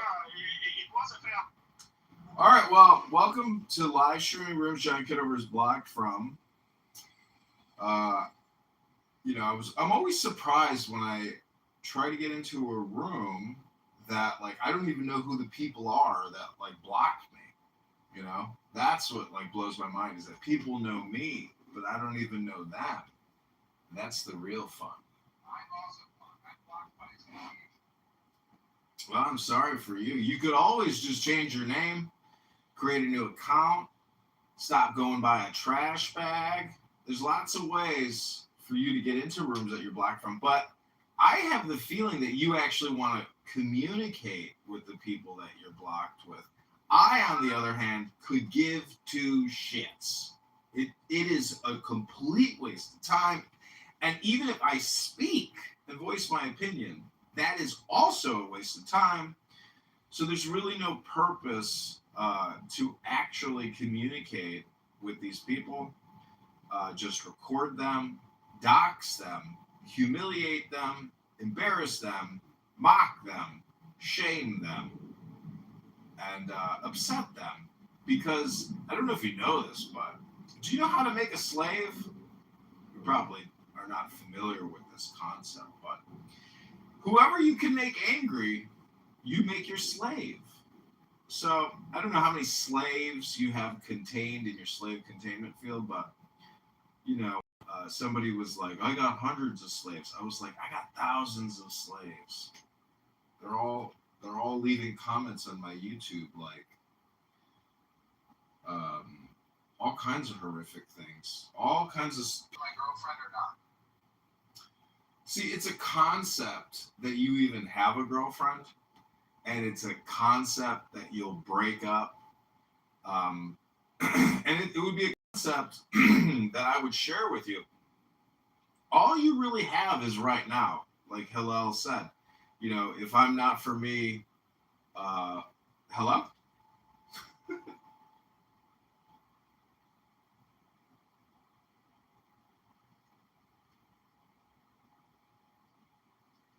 Yeah, trusted science is stupid, and I think enforcing it is kind of hard, right? Because like you said, natural language is quite hard. It took us a long time to get what we have now, right? AI that actually understands language, let's say. So it's not. This stuff isn't like philosophical anymore, right? I go into a lot of philosophy debate rooms, and like they're talking about stuff that I think is outdated a little bit. Like, no, we actually have something to test whether this entity or this agent is capable of this or whatever. You see what I mean? See what you mean. Like, I'm asking though, where was social media banning Fauci's narrative about that there was a 3% death rate? Where was the media when he was going on the Sunday shows perpetuating this lie? Where were they cutting in and saying, "Hey, Mr. Fauci, are you getting being exaggerating?" There was no coercion from the federal government to prevent Fauci from lying. If you can't see this, understand what the issue is about regulation of speech and regulation of AI, and this is still within the realm of what we're discussing with AI, is that these type of laws are applied only to the peasants and not the people in power. So do you think that Fauci got up on stage and intentionally deceived everybody? Yes. Or what? Like what? Yes, because we have his emails. What's his motive? It doesn't believe his motive. Stop, Jimmy. It matters. He pled the fifth. Go ahead, horrible Edward. I'll let y'all hash it out.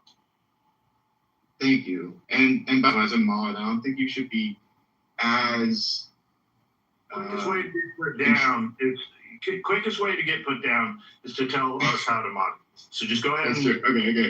Sorry. All right. Okay. So AI itself is the more important thing that we have to sort of discuss how to regulate, right? And I am for, ironically, some regulation here, right? But okay, if we can't even determine what is misinformation, right, and we can't determine whether or not we should regulate this, that's a whole different topic. I don't need to be here for that, right? I don't know how to do that.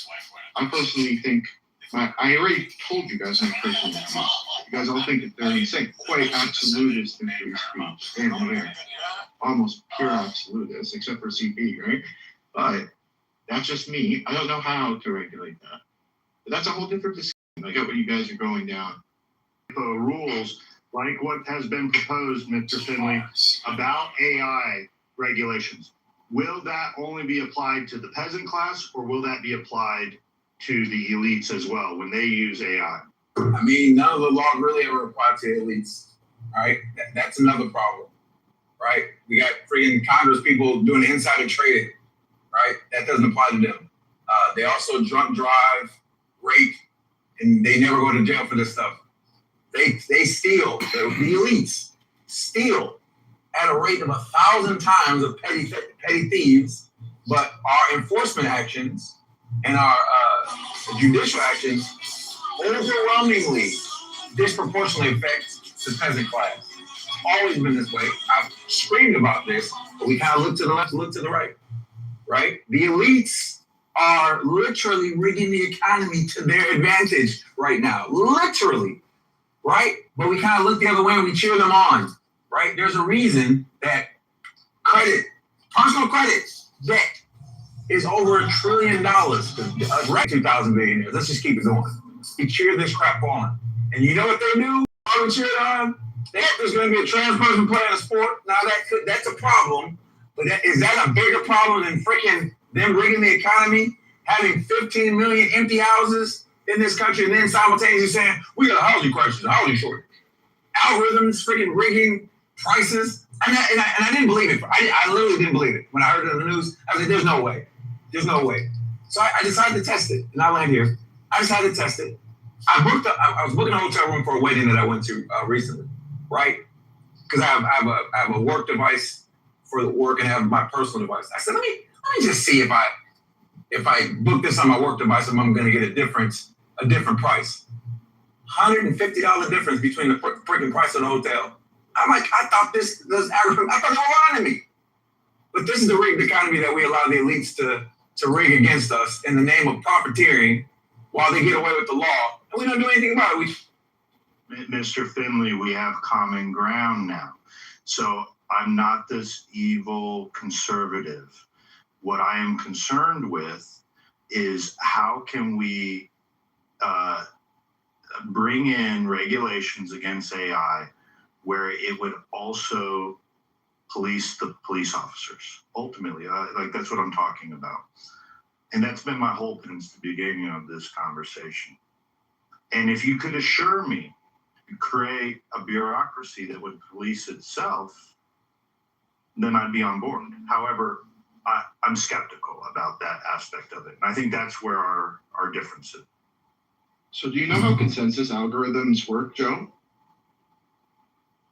Yes. I think more important than X currently has a system where they have people that go out there and rate it and post up if it's misinformation, and then people can upvote it and downvote it. It works really well, and X has really put the model together. Yeah, but this could be done more so with nodes. So instead of humans upvoting and downvoting, it could be done with nodes that verify or de-verify. So they mark some sort of hash as, yeah, this is the proper hash or not. And the person, the node that corrupted the information is penalized, right? This is how, we have what's called, like, instead of proof of work, is person A. That's what I'm proposing here, which is there is one point. If more than policing, I think more important thing is that those accesses, because the data collection and the data supervision is something different, and data supervision is based on the accesses that the systems gives to the users. For example, there are some users who don't have access to the accesses of managers. For example, this comes to all the intelligence data of all the organizations, not just for AI. For example, those accesses need to be in the current time and not after when it is archived. This is one of the most important points that makes so you can do this in real time. This system. No. Because this system, AI, is much more sensitive with the current time access of the users.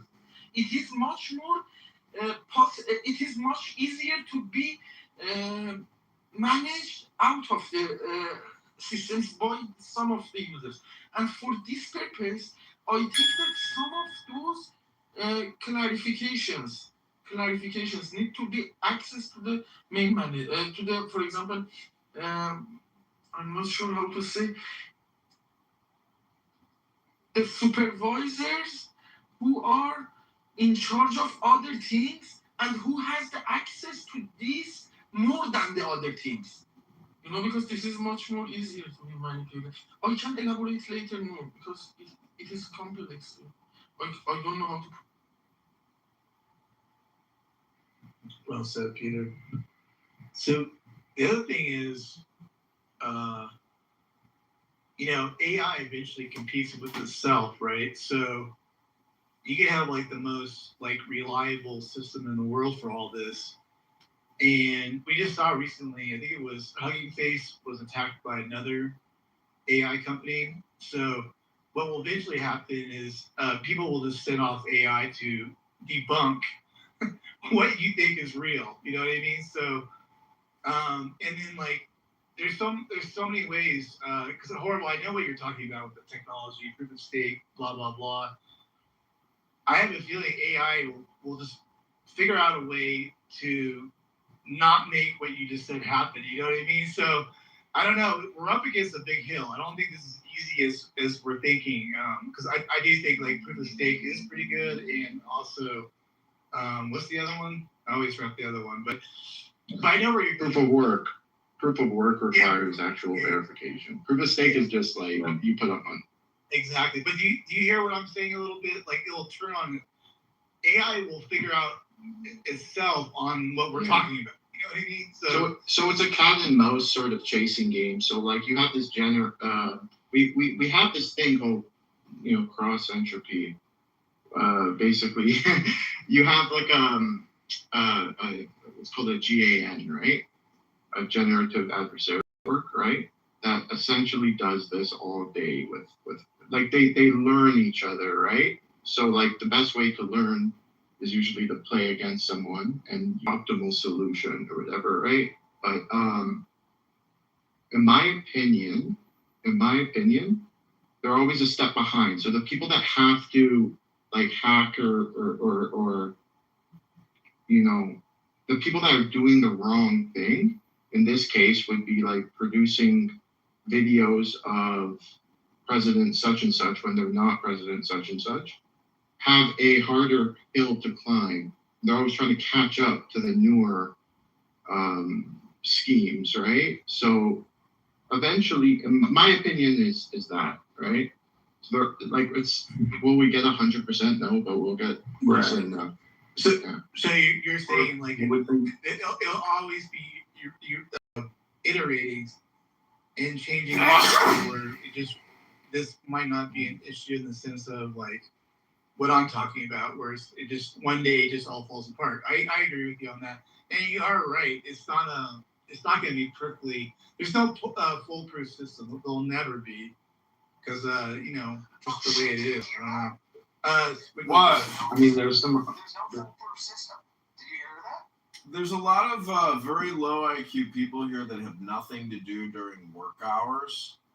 And so they just talk to fill up the empty void in their life. And back to your girlfriend, as a man who does not have a permanent girlfriend, the thing about. That's why I'm asking you, because you're my friend and you're my older man friend. You're like my big bro. Don't throw. I'm asking you. Do not throw. Would you throw away a gold watch? Would you throw away a bag of cash? Would you throw away value? It's just a question. Do you throw away valuable things? No, you don't. You keep what is valuable. And the saying in philosophy is if there's briars, or stuff, throw it away. Get rid of it. But, you have to determine. That's the saying. There's briars, throw it away. There's nothing else to say.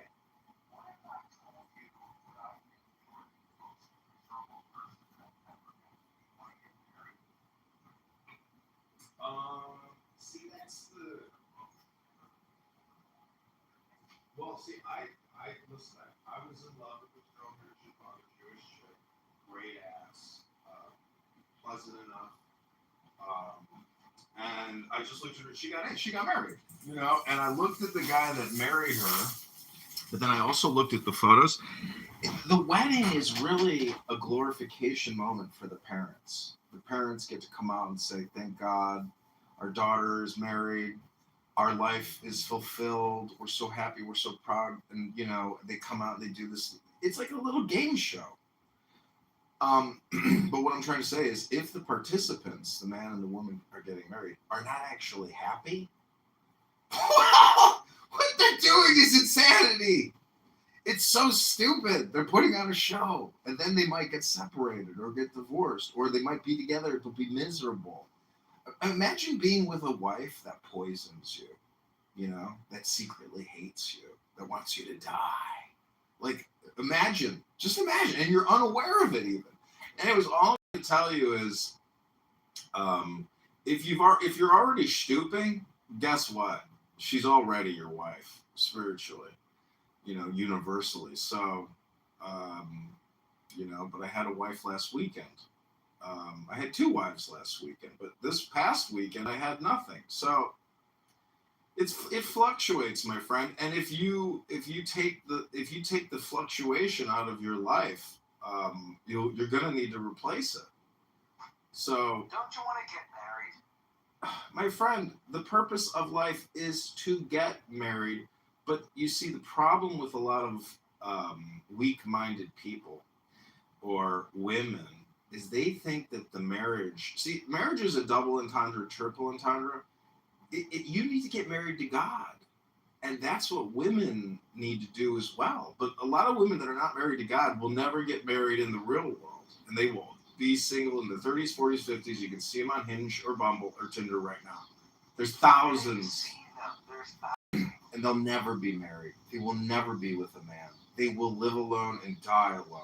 And that's not the worst thing in the world if you're still happy. Because, see, sexual gratification is like flowers. It comes out of the ground, out of nature, when you least expect it. So the thing is about your relationship is, during your hours with her, is she pleasant? Does she make you feel good? Does she say nice things? Like, you can really judge a person by what they say. If she's a negative Nancy, constantly pessimistic and highly annoying, well, then you know what? She might be a hap. She probably is a hap. Most women are haps. She might be a hap. That's the terrifying. That's the terror. That's terror. That's the terrible. problem. You look around and you realize, wait a minute, we've been together for 8 years. You're a hap. Well, You're a total hap. But the You're thing. a hap. I never knew it, but I never noticed. This is the problem. You are a hap. Listen, do yourself a favor. Do yourself a favor. Go to the gym and go up to a pretty girl and say, "Hey, I'd like to introduce myself. My name is Zach. I'm in a relationship with a woman that I'm not necessarily happy with, and I'm beginning to think maybe I should test the waters and find out, what it's like to ask a girl out on a date again. And I'm wondering if I could, take you out for coffee." And then, see, your problem is because you've been in such a long-term relationship. Your dating life. Right, I'm out of practice. You're totally out of practice. You don't know, but I'm also retarded because, that's why I'm saying take my advice with a grain of salt, because I am stupid and retarded.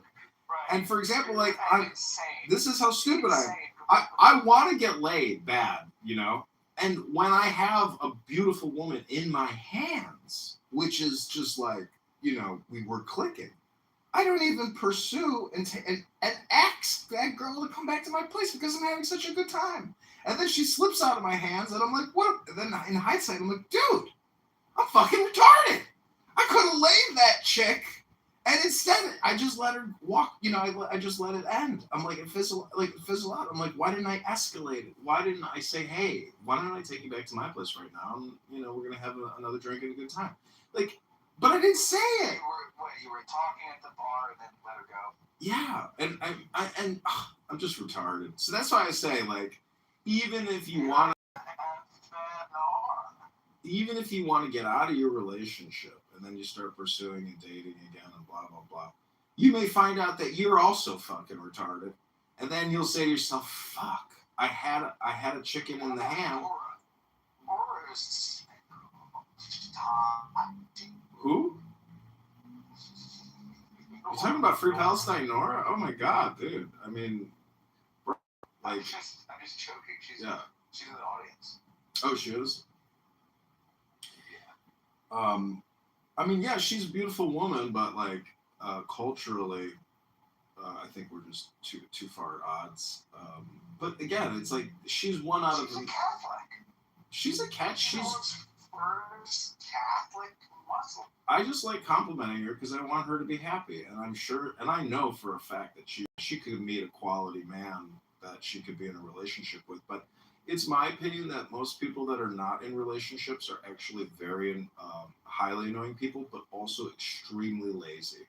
Because all of my friends that are like wingmen to me, or we go out or whatever, I say, show me your hinge. Let me see your hinge. I look at their hinge. They have all these matches, and they don't even communicate with them. I'm like, fuck you. You are fucking lazy. Fuck you. Like, don't ever tell me or complain or say anything negative about your love life. Because all I have to do is look at the work. You do no fucking work. You're lazy. You might be a very lazy person too, so be careful. If you get out of this relationship, you may find out, oh, fuck, I am a lazy motherfucker when it comes to love.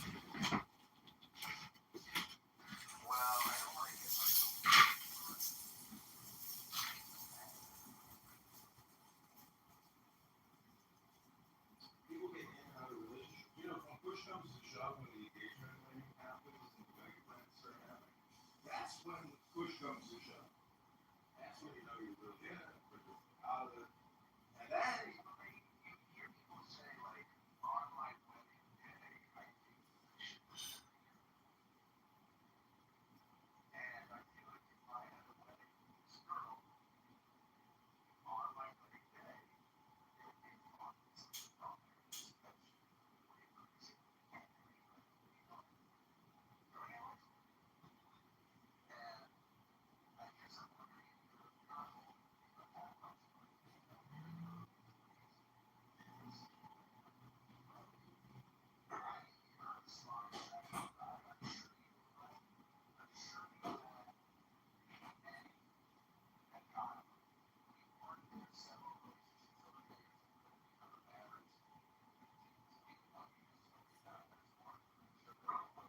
Yeah, there's more, but listen, I just want to quote an NFR where he said, everything's just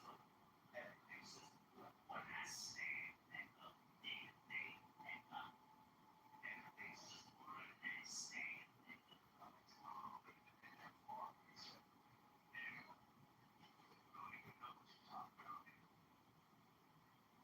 Listen, my sister's married. The rabbis say the whole purpose of life is to get married, but they don't talk about the esoteric spiritual components of that, which is unity with God, the love of wisdom, the man.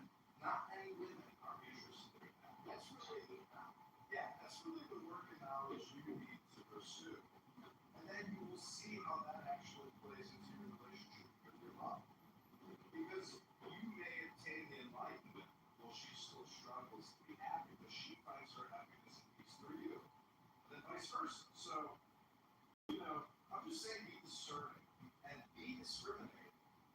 But again, you are not married. So it is within your right to pursue other women and test, do some experiments and say, hey, I actually can get this personality inside of her. And you two are probably in a codependent toxic relationship. So, but again, treat everything else around you.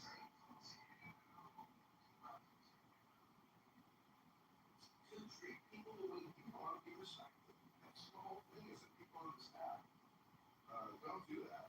And there's just a lot of trashy people on this app that are lonely, bored, highly talkative. And it is. That's why they're here, because they can't exist outside of a place where apps are not accepted. This is like a resistance.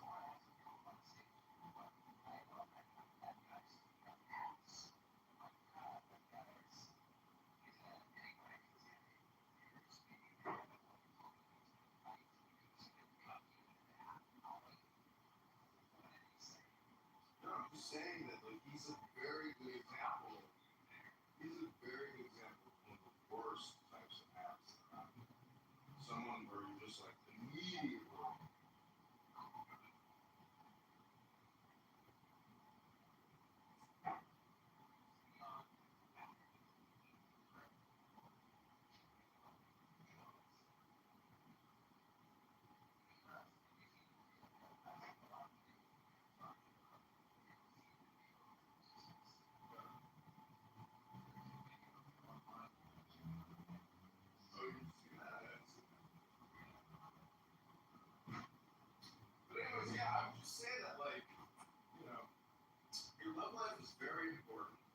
slide is very important. But also,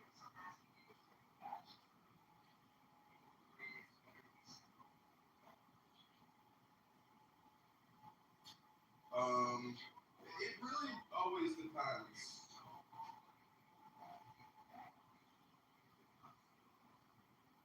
Well, this is the, you know how they say that the 357 is like a great equalizer? Well, with women, money really does buy happiness. Because if you are lonely and you want a place where that moves and it's really automated and expensive, guess what? Women can be home. That is it's kind of it's a negative thing to say because it's kind of anti-love. Okay. Well, then what I'm trying to tell you is, it's all very superficial. But when you have a real relationship, it's not superficial. Like if you're transparent with this person, she's transparent with you. You have a real relationship, even if it's uncomfortable at times. And that is a great thing. It's a very valuable thing, and it's a very rare thing. So do not dismiss it or casually just, lose it. Because trust me, as someone who has lost many valuable things in his life, you do not know what you have until you lose it. And then you're like, I had that. Now guess what? I got nothing. And you're like, it was better to have it than it is to have nothing.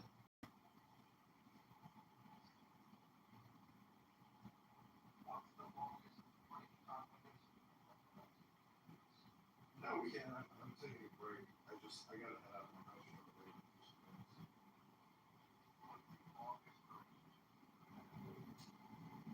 The girl that I got engaged to, but he was on and off, very successful. And she married a guy very successful. And I was just the one of her boyfriends, who happened to fucking engage her. But so it's like they didn't want to tell her about it. I was just like, you know what? All my friends were getting married. I decided to test me. So I ended the engagement. Yeah, basically the guy who had one and then lost it.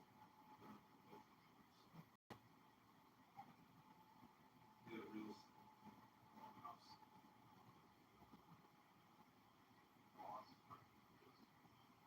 Yeah, the market crashed in 08. I bought a house for $645,000 in 08.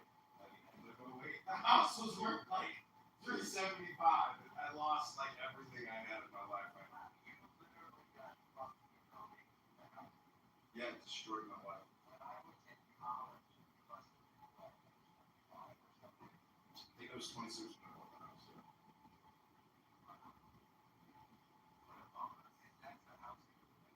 No, this is a new house that I bought. And guess what?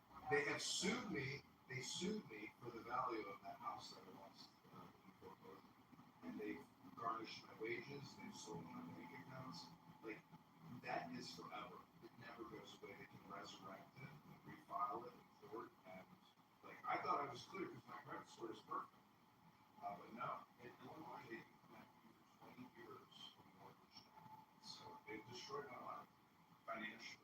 But they debanked me. I am a debanked man. Every checking account I open, if I put any money in it, they literally steal it. They just close it and take it. Wow.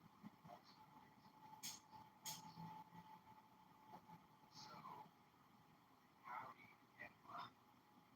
They can't take my VA money, my disability money. That comes in the form of a check. No, it goes into the checking account. Those funds they can't take. Anything else that comes in, they can take. What about the rent? Aren't you like renting? No, that's like direct. It's 1-to-1, so it doesn't even go through the bank. Anyways, the point is, you're sitting on a conference call talking to a random fucking highly liked person who's a fat retard saying, should I get out of my relationship? And I'm like, bro, are you even in it?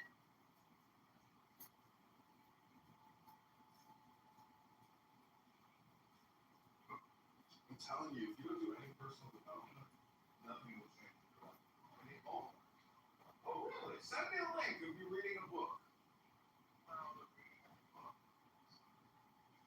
It's so easy and it's so much fun, but you're lazy. That's why I say don't jump out of this relationship because there's a very good chance that you're just like all my other friends. You're fucking lazy. And dude, you don't have a Hinge account, Bumble account, Tinder account. You're not swiping right. Bro, I'm on Hinge in every major U.S. city looking for conservative women aged 18 to 29. Do you know how few the numbers are?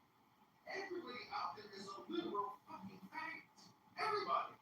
There's a very small percentage of conservative women out there. But when you go city to every, if you look at the top 50 U.S. cities, you filter and you get all the hot conservative chicks. Damn, there's some hot motherfucking bitches. But since you're broke as a joke, you're not a fucking millionaire. You're not gonna get paid, bro. So keep what you got. Love what you got. Appreciate what you got. And if it's not good, well then keep it anyways, because you got nothing else.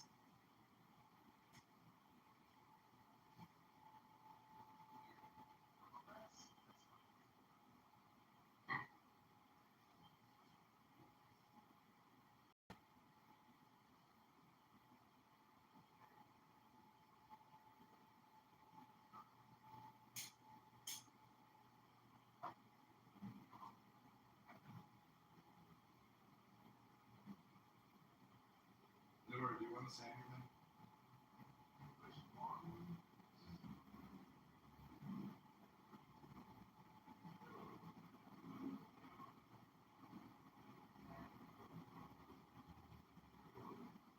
Yo, but seriously, I mean, read the donation. Make a recording of yourself reading the donation. Make a priority this month. And let's send me a link to where I can play with you.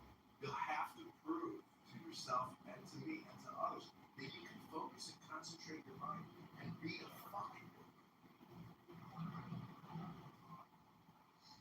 Yes, but I say you need to film.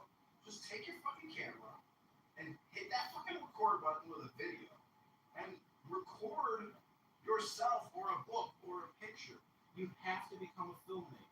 You have to become a video creator. If you don't, you're fucked. You can't compete. There's lots of losers out there that got dreams, but they don't have videos to support their dreams. They just don't. And it turns out. Yeah.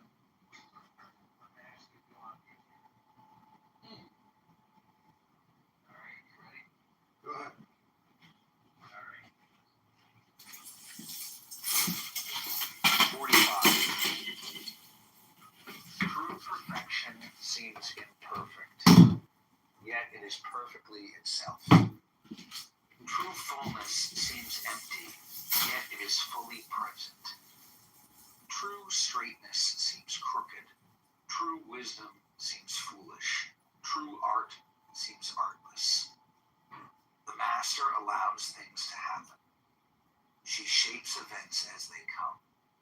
She steps out of the way and lets the Tao speak for itself. All right, I did it. You there?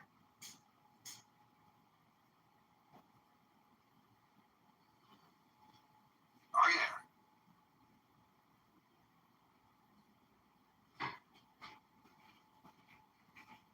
Did you just have a heart attack? Yeah, I'm here. Sorry, I was in the other room. But see, you're not actually doing it. You're doing what you do, which is use my publishing. I'm not doing. I'm just going to give you the instruction. Hello? Hang on.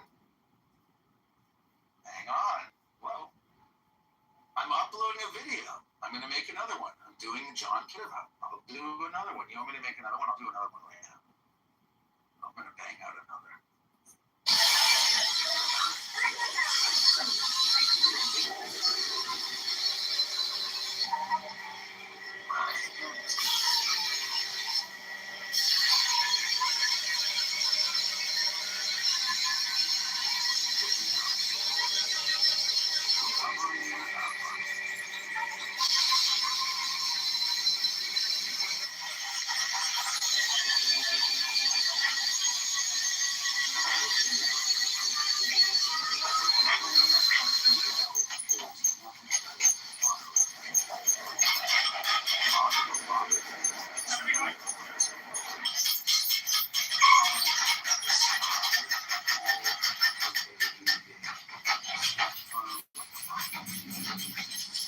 This is a French Moss 44 or a Moss 1944. These are extremely rare in that only 6,200 of these were ever produced.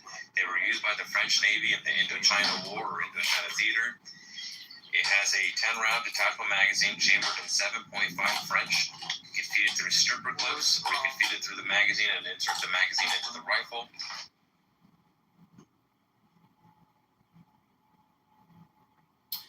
Excellent work. Princessia, welcome to live streaming rooms that John Kitover is blocked from. Good, How are you? good afternoon. Hello, good afternoon. How are you in there on your anon accounts? John, you better have this. Something's happening right now. I'm on a hand job right now. For 2 years. Really, I'm giving myself a hand job that John encouraged me to give myself. Did you just say that? You know what? You just hang on, it's uploading.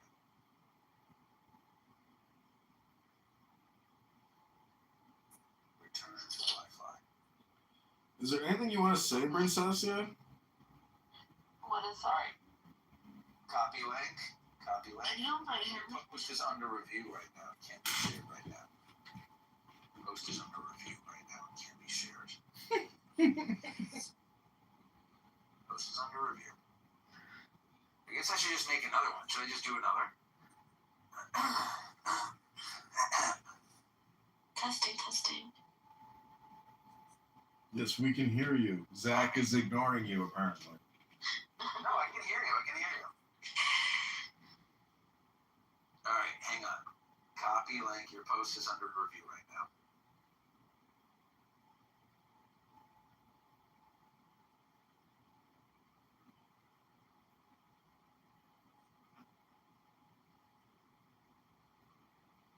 "26.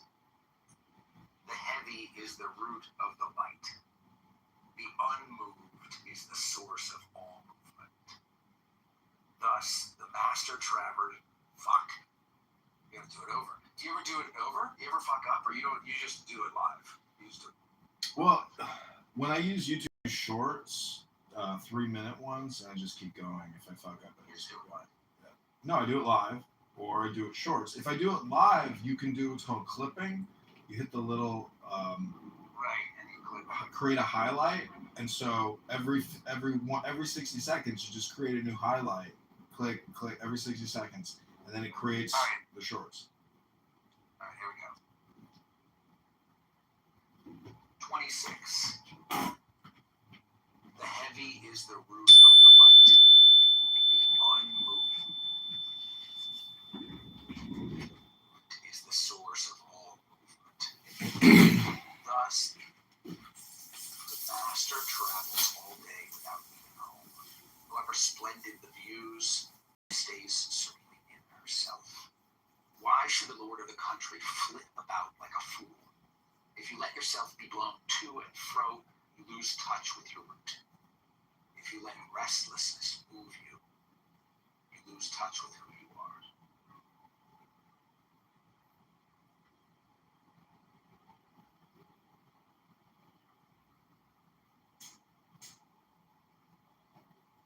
All right, we got 3. We're doing it out of order here.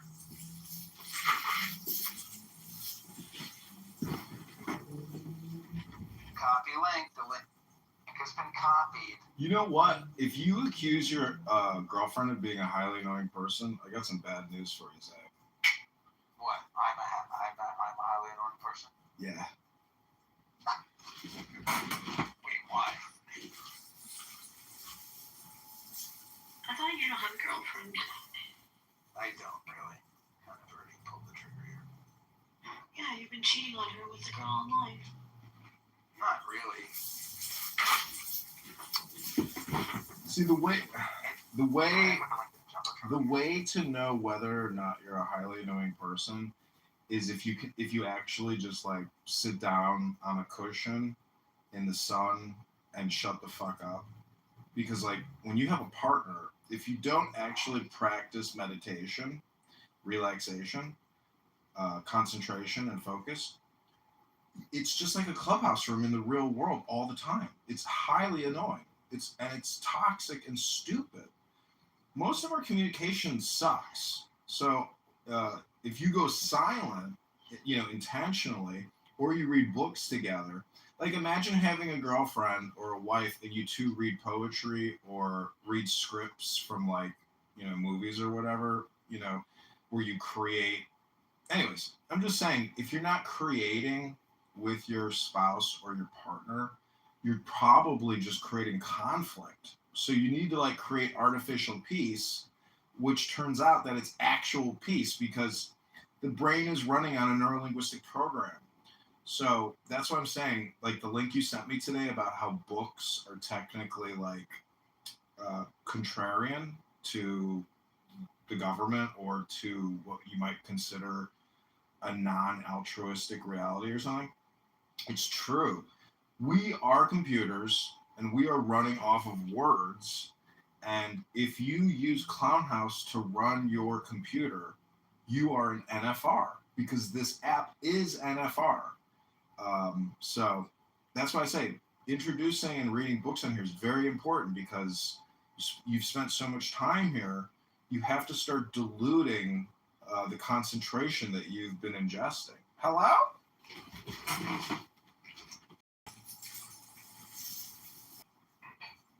Alright, well I made 3 and I'll do more later.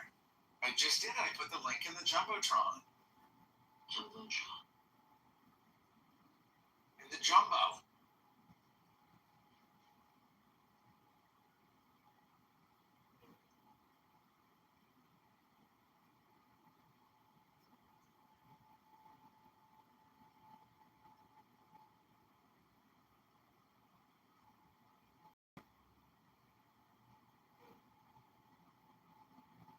Look, I'll tell you this about personal development. When we first met, not that we've ever met, but when we first encountered each other electronically, I didn't know any jiu-jitsu. And now I'm a jiu-jitsu instructor. I'm a teacher of jiu-jitsu. That's how good at jiu-jitsu I am. Is it because the word Jew is in jiu-jitsu? Yeah, I'm a natural. It's naturally, it comes easy. Juju. Exactly. Jiu-jitsu.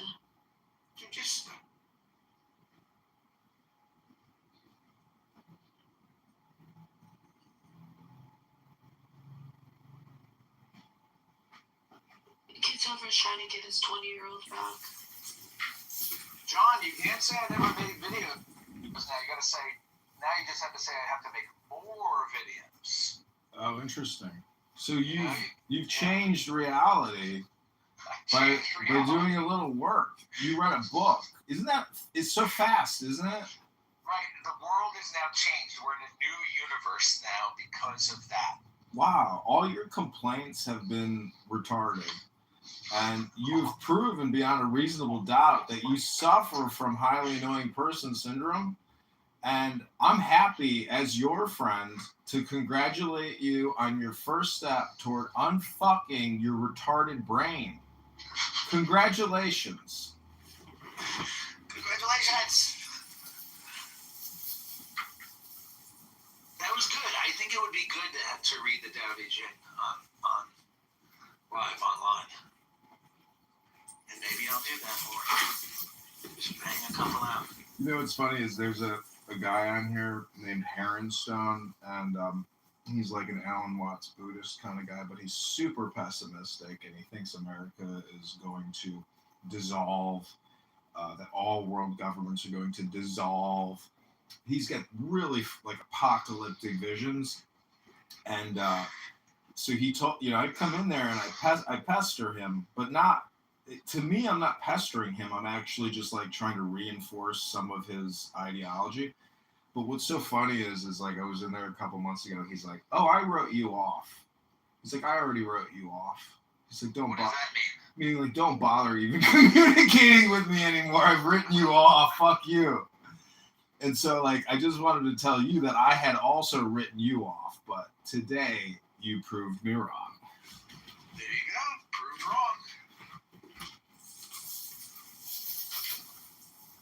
Slightly less highly annoying.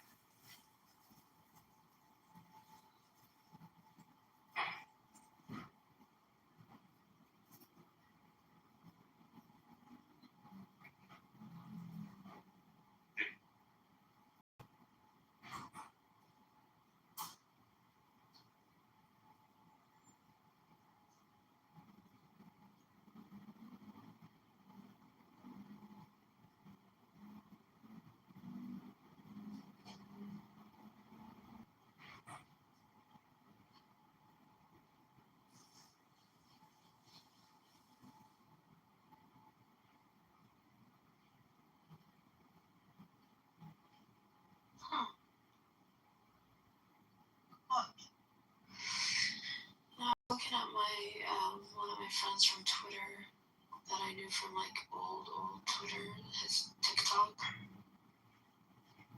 I don't know how he keeps getting these beautiful women. Someone has been landing beautiful women. I did land this really hot 20-year-old and 30-year-old 2 weeks ago.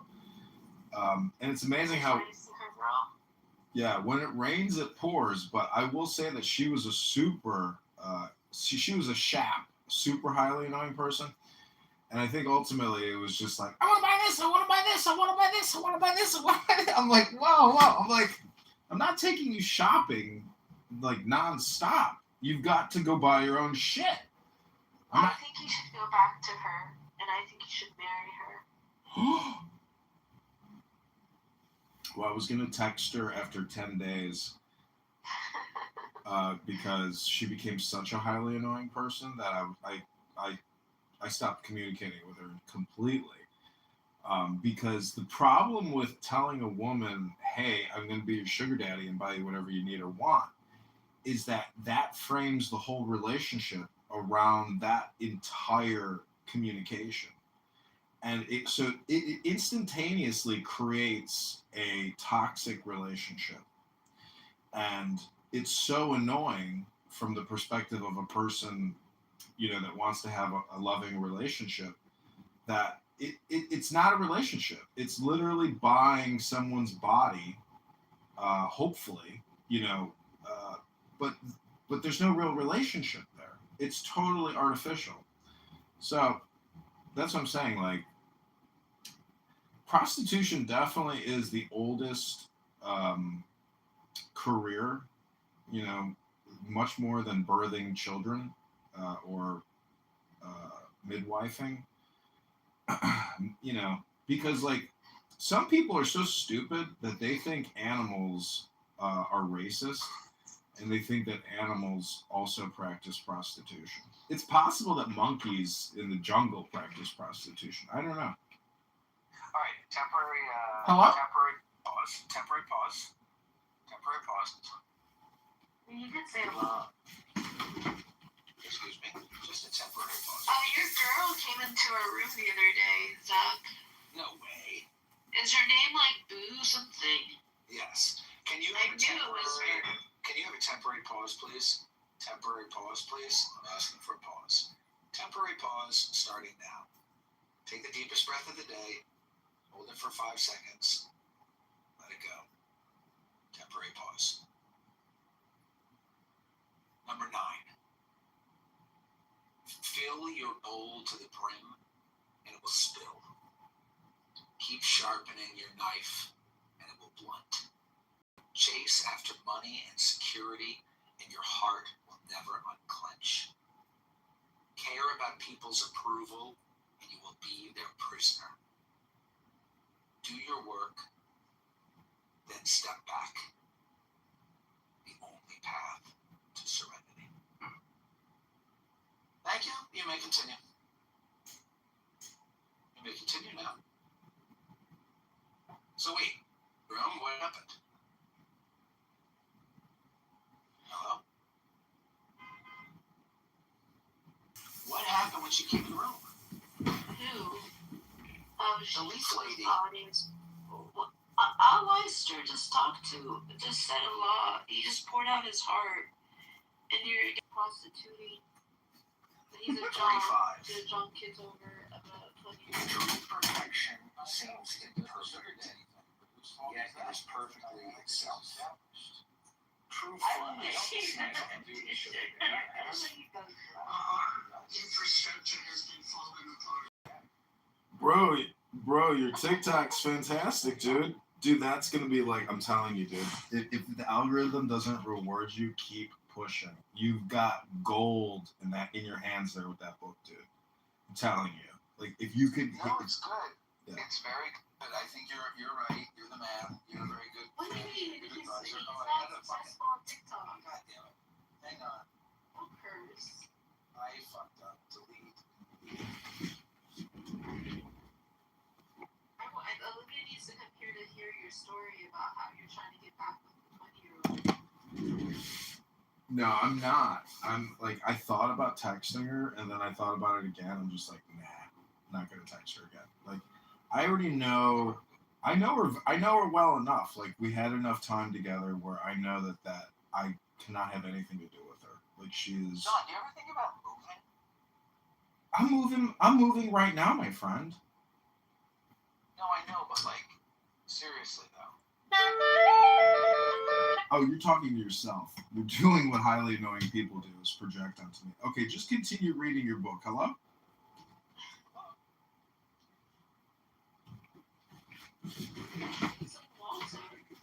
What's he doing without it?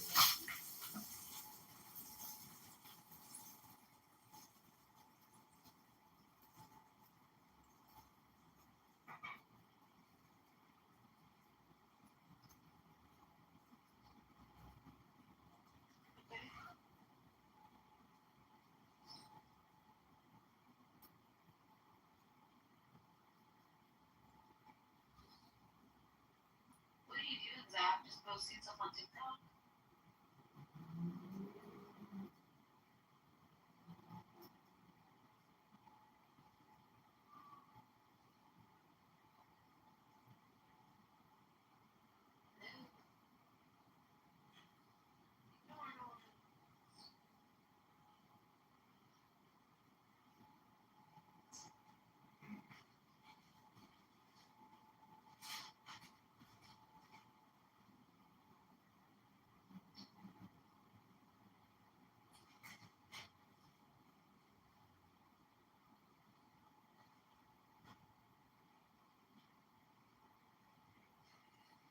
Alright, we'll do it again. Because it didn't work. Okay.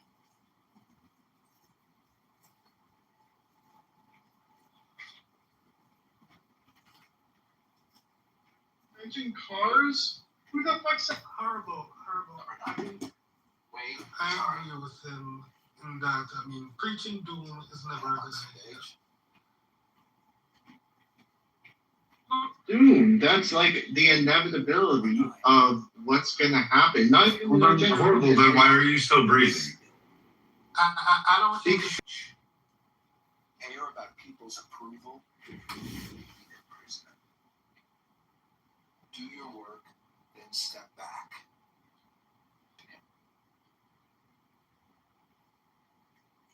Well, see, Princess, you see what this guy's doing right now? He's creating content gold for people who will come across this room, come across this content and say, holy shit, what the fuck is this? Is some, like, magic. This sounds... What is he talking about? Yeah. Oh, wait, this is my favorite one. Wait, another one. I'm going to do another one. This is my favorite. This is my favorite one. I mean, it's hard to pick a favorite. This one is good.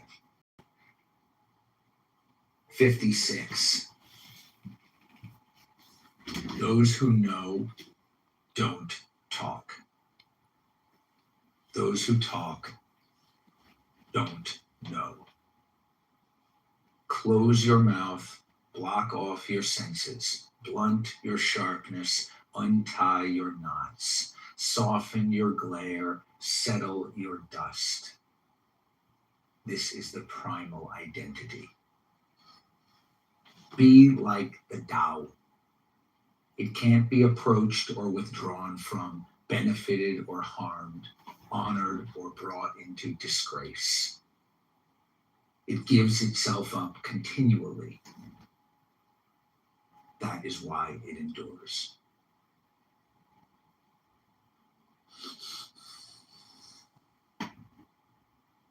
All right, continue, please. That's 56.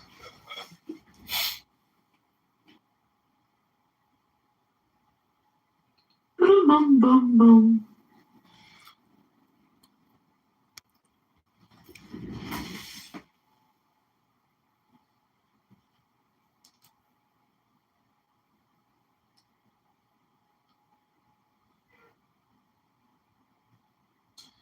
See, Nora's response of boom, boom, boom, boom, boom, which means that she didn't even think about what you read. And so she's, not on the way like you and me, but good luck, Nora. If you would have understood. Hello? Last time, but it keeps adding this music. So I'm going to do this one more time. I'm going to do number 9, starting now. Number 9. Fill your bowl to the brim, and it will spill. Keep sharpening your knife, and it will blunt. Chase after money and security, and your heart will never unclench. Care about people's approval, and you will be a prisoner. Do your work, then step back. The only path to serenity.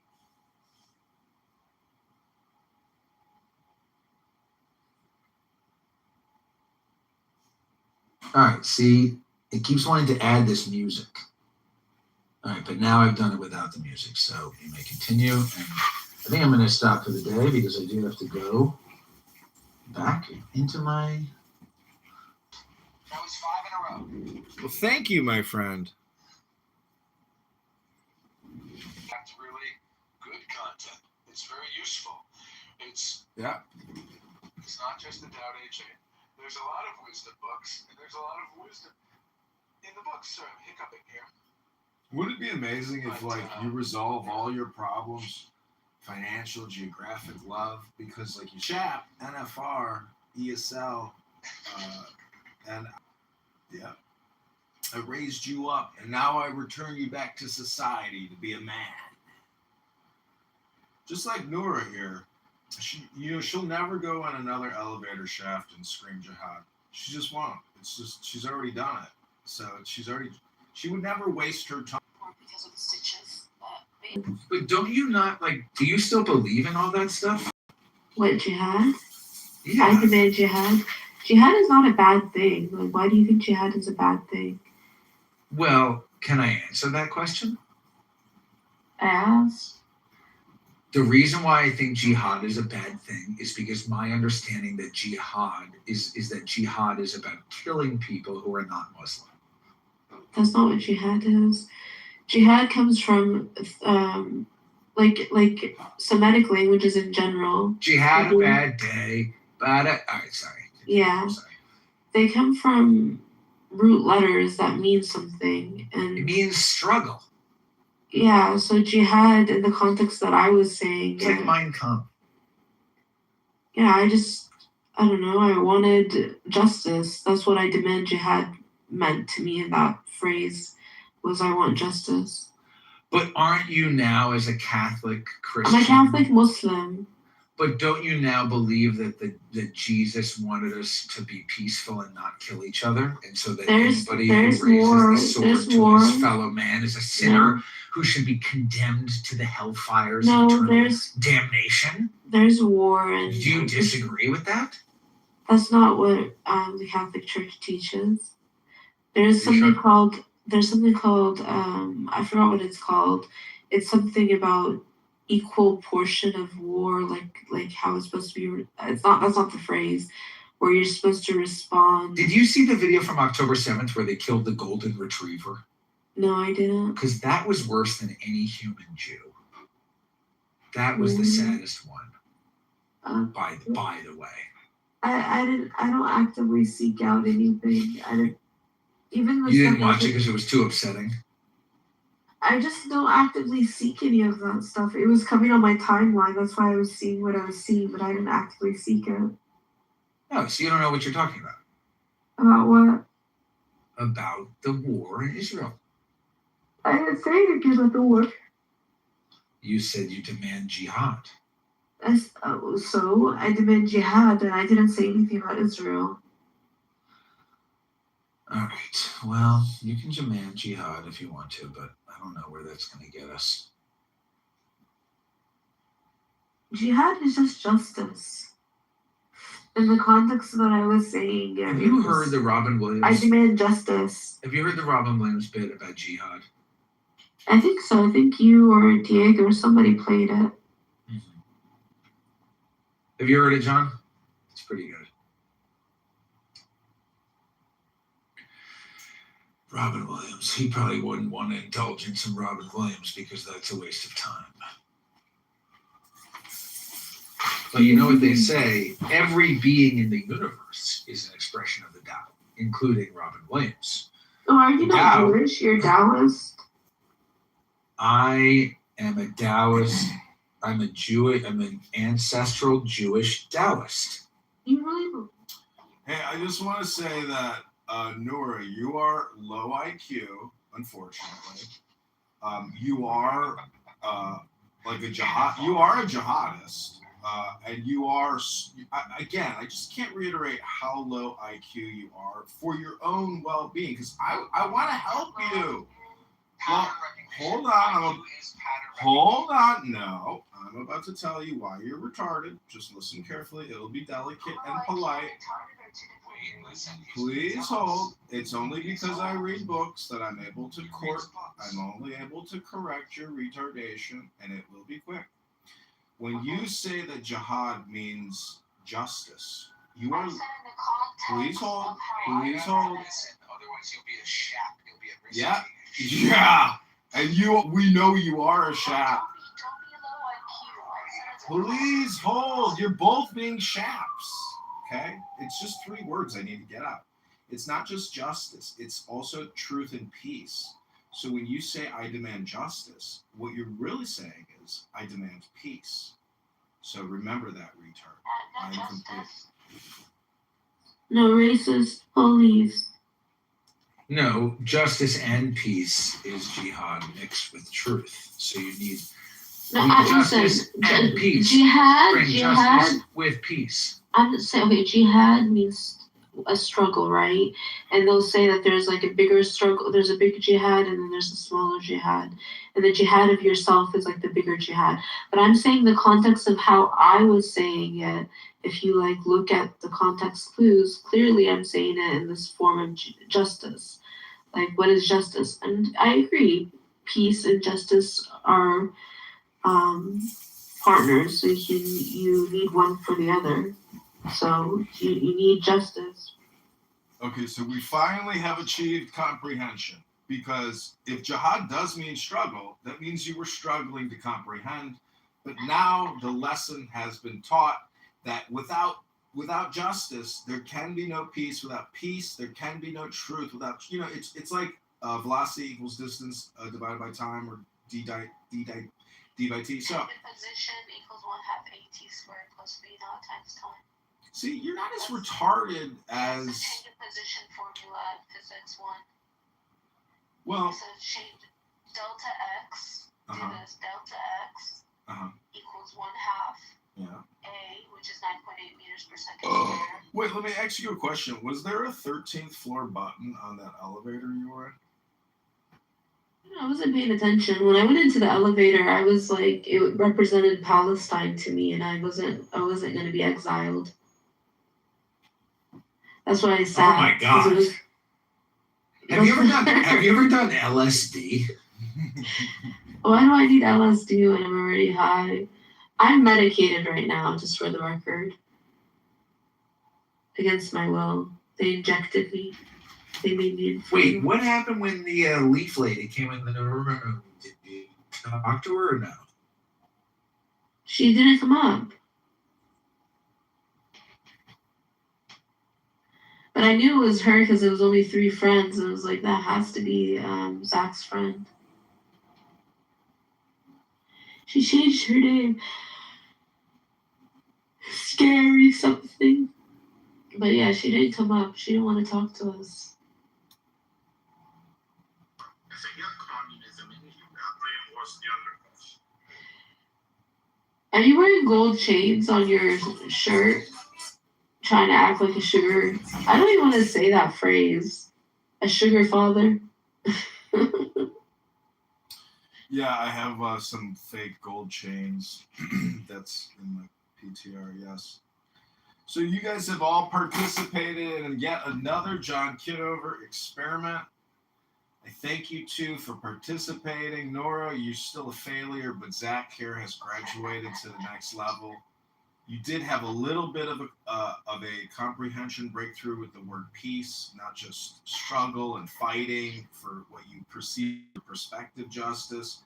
But see, the thing is, without peace, there really can't be any truth. So I pray for peace in your personal life, not just the international global political situation, but individually.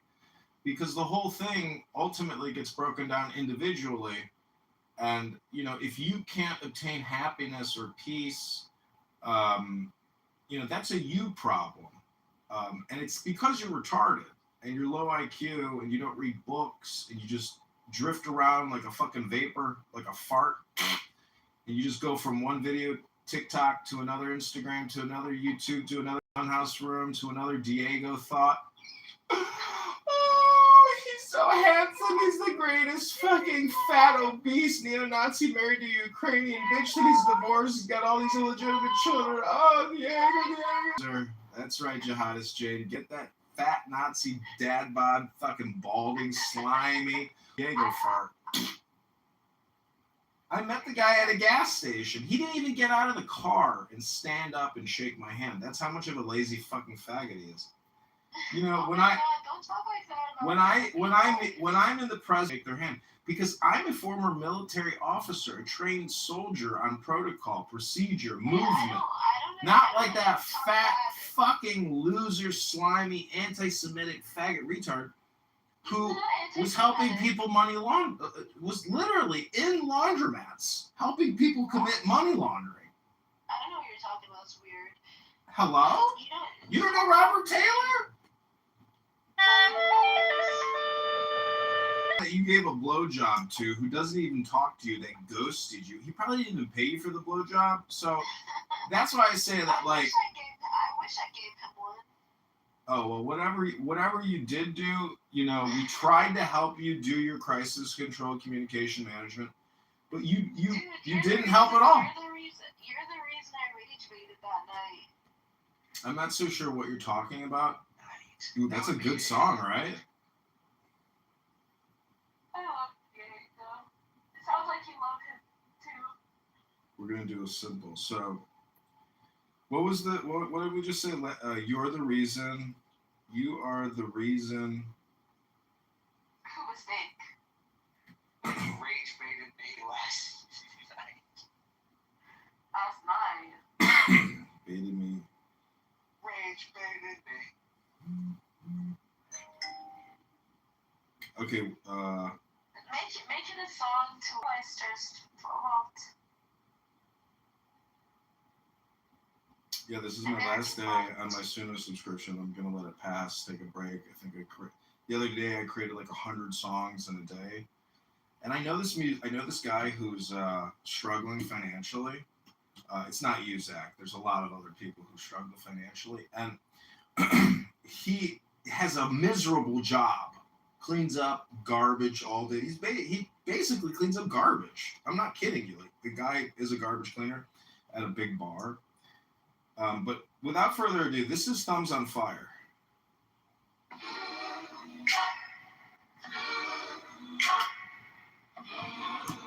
This is inspired by Nora Bandura, who I rage baited. You pressed it anyway.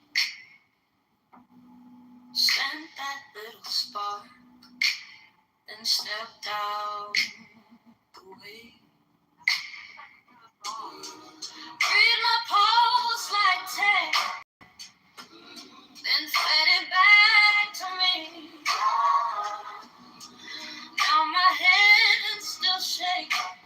from what you made me see. You knew what it would do. How I lean in, turn my heart to fuel, and called it just a win. You raised on the tip of my teeth. You raised baited me, hidden in your grave. Little open word, and the hook you spin me in. I was trying to fool, trying not to snap. You kept tapping glass till it all came back. You knew what it would do. Knew how I'd lean in, turn my hurt to fuel, and called it just a win. You rage baited me, you rage baited me. Now I'm rage baited me, bitch! On the tip of my teeth. You rage. You know what? I think that John Kitover is right. I am a highly annoying person. Actually, I'm a super highly annoying person. I'm a sharp! Baited me, you rage baited me. Let me hold it small, where my calm used to be. Don't call it chemistry, if it only cuts. Don't call it honesty, if it's built on blood. I'm not your little spark, I'm not your easy man. Watch me put this down and never let it back.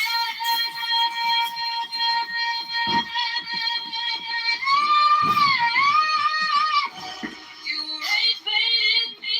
You rage baited me. Now I taste that burn on the tip of my teeth. You rage baited me.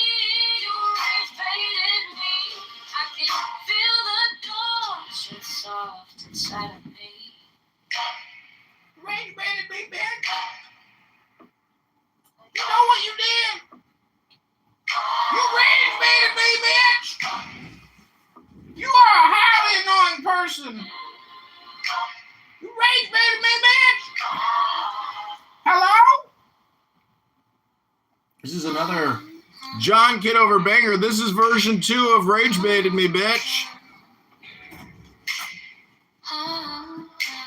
This song is inspired by Jihadis Jane, a retard who's wasted a lot of time running her mouth on a conference lap known as Clown House. Noura Princessia Bandura and her fat dad bod lover, the Nazi faggot retard Dio!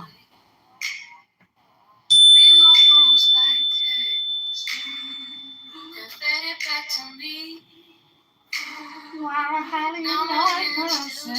It's a fact. From what you made me see.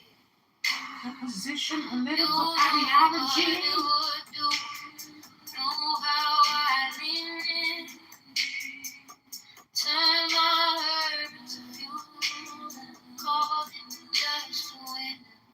You rage baited me. You rage baited me, bitch! You rage baited me. Now I taste that burn on the tip of my teeth. You rage baited me.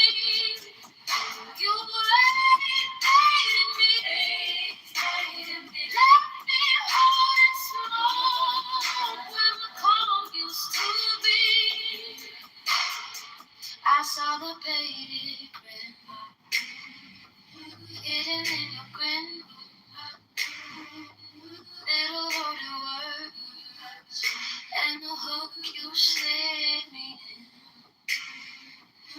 I was trying to be cool, trying not to snap. You kept tapping back till it all came back. You knew what it was. All right, that's another banger from the John Kitover Band. My hypnosis experiment has been a huge success. I managed to get one NFR to read a very valuable book today. I got another crazy ideologically person and religiously ideologically, just a total fucking dingbat, but a nice person. But nonetheless, she has accused John Kitover, Chicago mayoral candidate, of being a rage baiter.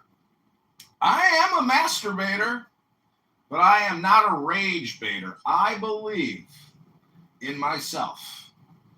Therefore, I believe what I am saying is truthful, and that what I am saying will bring justice and peace into the world. No need to struggle.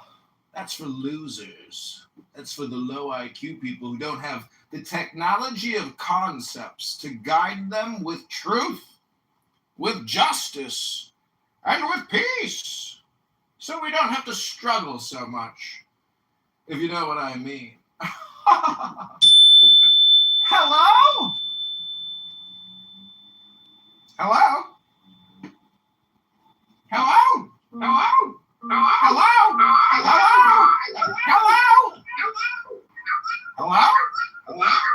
Hello?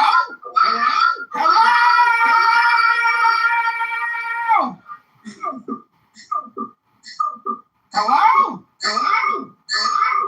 Hello? Hello? All right, so I got this cool Bluetooth. It's like a big speaker Bluetooth. It's pretty dope. So I'm going to hit this fart button here.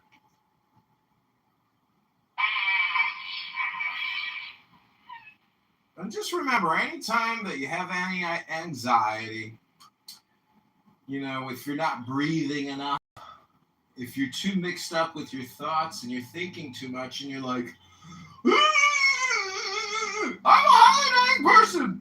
I commit to the struggle. Just remember to smell your own farts, because a lot of people mixed up in the struggle, they don't even smell their own farts in the now. In Zen, they call it being in the now.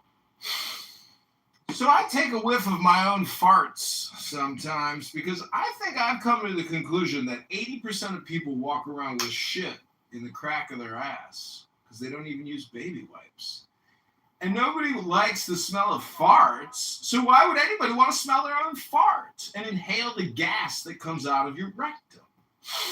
But I would just say that if you're really in the now, if you're really present, you don't say fart. You just fart. And no, you don't sit there and smell your own farts, because that would be a waste of time. You would be a retard to smell your own farts and then share those plume opinions with other people. And you would be retarded to even listen to a man at 2:52 p.m. Central Standard Time on a Monday at a work day sit here and talk about. You would have to start accepting personal responsibility for the content that you consume. And the content that you create, most importantly, because the content you're getting here is terrific. It's gold transmission. I'm literally depositing gold in your Fort Knox, which is your brain, for future retrieval when you're like, you know what? This would be a situation where John Kitover would say, I'm being a shap. I should probably just zip it. You know, put a zipper over the lips and just zip it, because you would be like, yeah, John Kitover would accuse me of being a shap right now. That's the way I would view all future shap events.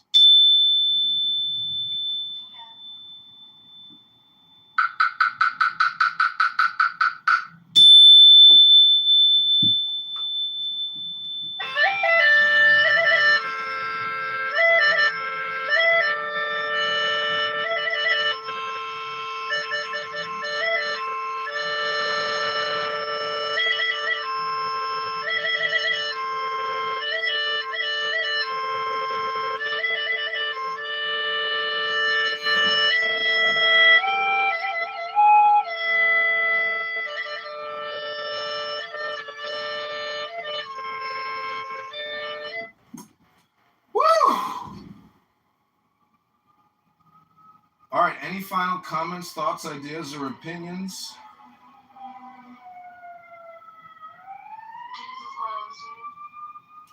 Jesus loves you.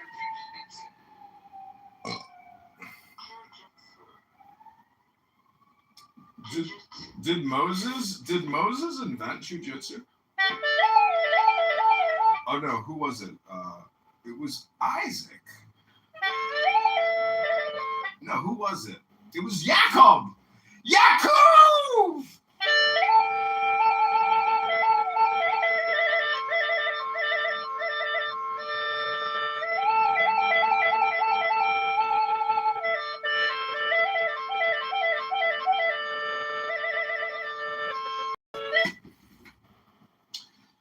For my final musical performance.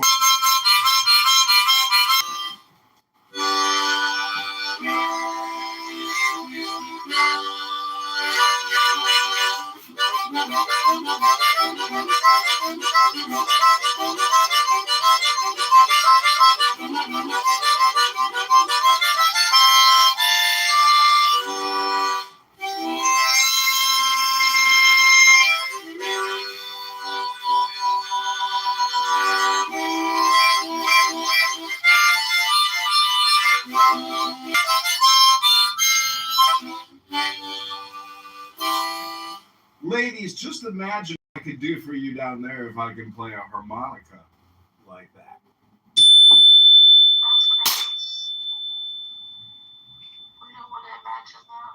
What did the Shap say? Did the Shap say cringe? Let me get the projection detection system out real quick. Let me hold up that mirror real close to your face. Now tell me, what do you see? A scar. No, you see cringe. That's what you see. You see the cringe. Excellent final projection, Nora. Speaking of cringe.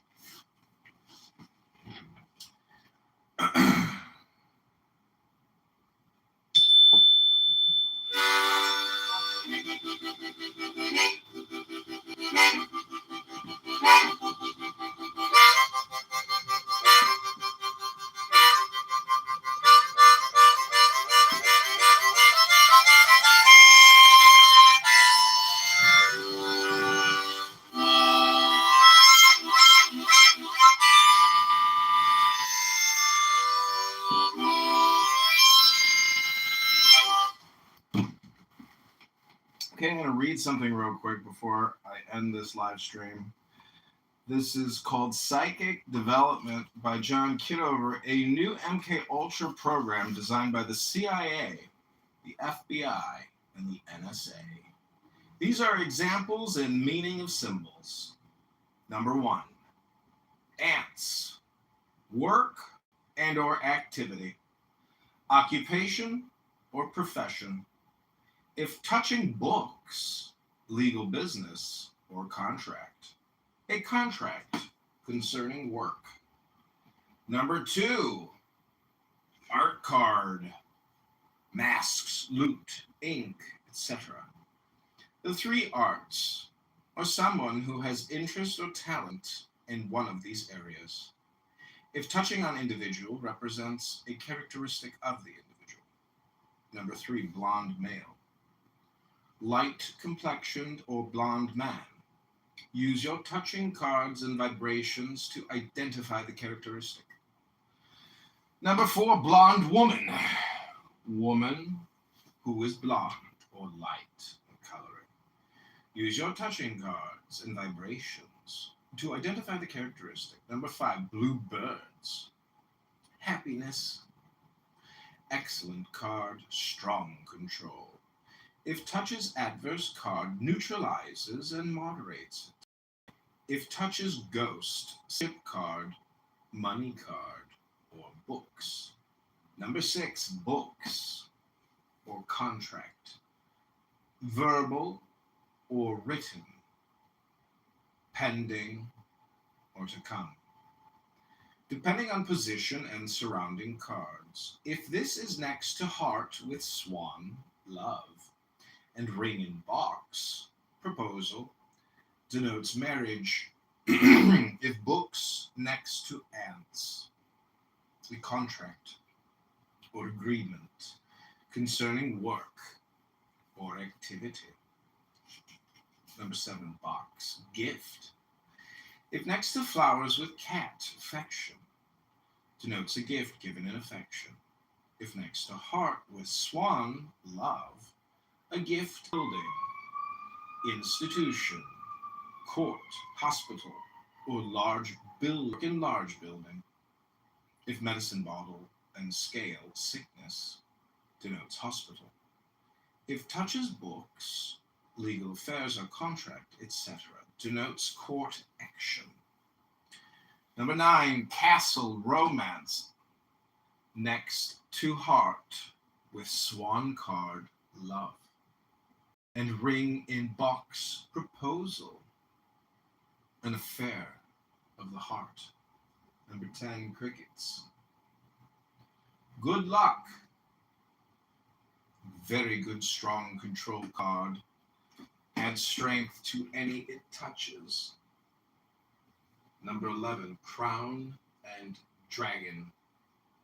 Honor. Recognition. Laurels. Worthy praise. A strong control card and good to all it touches. If it touches art card, writing, drama, or music. Recognition in one of these areas or a personal project. If touches ant card, recognition in one's work. Number 12, dagger. Danger. If touching an individual, the person should be cautious. If devil, calamity is near. Use extreme care, like condition if near books, legal or contract, court affairs, etc. Act with great care and guard against deception. Number 13, dark female. Dark female or brown-haired woman. Use touching cards and vibrations to identify the characteristic. Number 14, dark man. Male who is dark-haired or dark complexion. Use your touching cards and vibrations to identify the characteristic. Number 15, devil, calamity. The evil card, an adverse card. Those cards touching govern its strength and purpose and area to exercise care. Touching card reflect its understanding and meaning. If touches gates, an opportunity presented by a friend.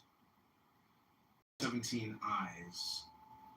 Suspicion and or jealousy. If touching ant card, work, and crown and dragon, honor, recognition, laurels, worthy praise. Someone views your work, praise or recognition with suspicion and jealousy. Number 18, fan. Flirtation or small degree of interest. Next to heart with swan love. A shallow affair. If touching eyes, suspicion and jealousy. A flirtation viewed with suspicion and jealousy.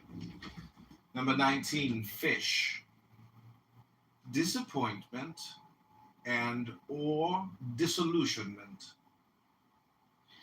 If touching ship card, wish, a disappointment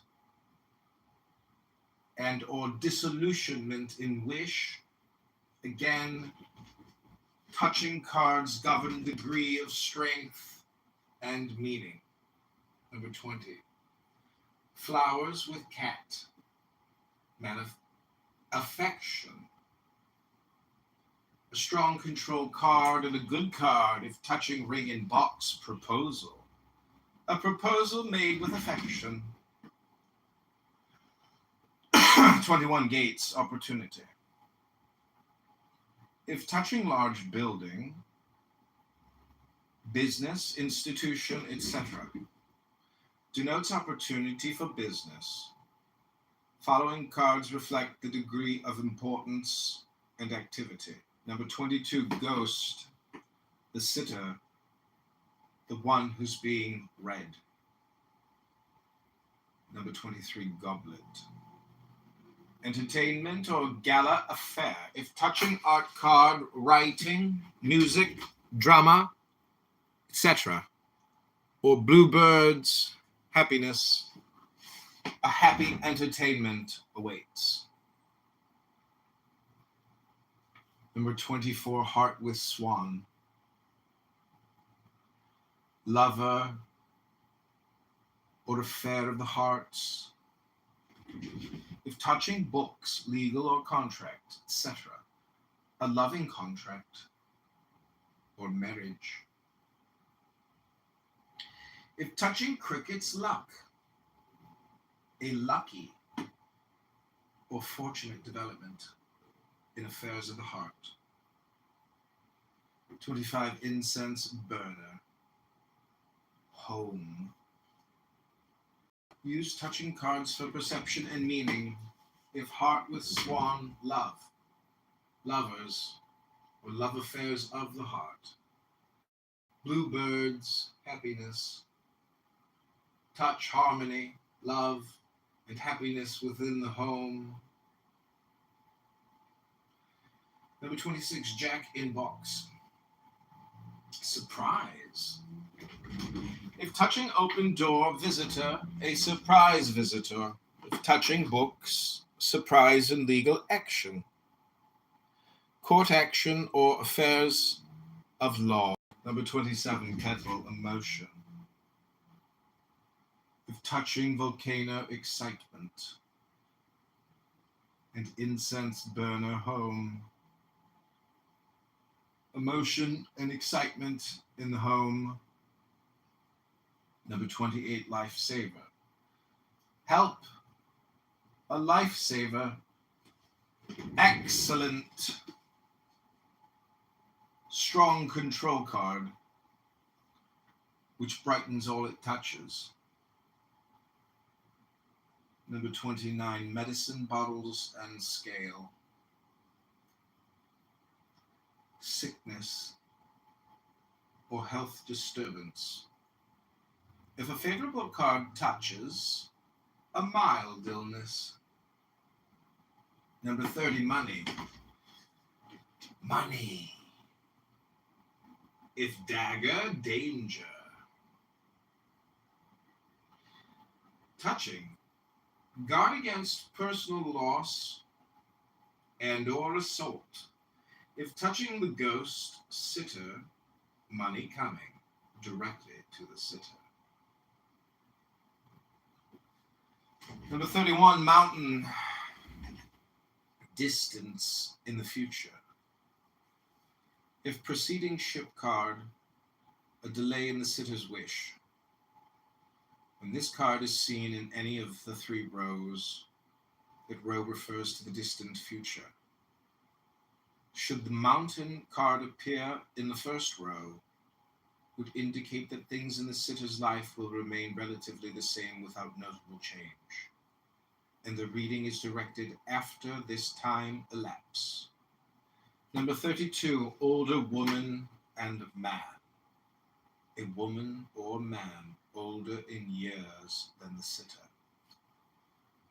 Use the touching cards and vibrations received to identify the sex and characteristics. Often this card reflects the parent image. Number 33, open door, visitor, If touching the incense burner home indicates a visitor coming into the home. Number 34, peacock, pride. If touches an individual's card, indicates one who has a great deal of pride. Pride being the identifying characteristic of that person. Number 34, pride, peacock. Number 35, rickshaw, travel or journey. If touching above incense burner, home, indicates travel into the home. If after incense burner card, indicates travel from the home. Ants, work, a proposal concerning business or activity. Touching heart with swan card, love. A proposal concerning marriage. If dog, touches, news of a marriage of a friend or someone close. Use your touching cards and vibrations received to identify the characteristics. Number 38, scroll, communication, wire, note, letter, phone, or cable. If touching individual, and ants, work. Communication concerning work. If touching kettle, news that stimulates emotions. Number 39, ship. Wish card, preceding and following cards govern its strength and outcome.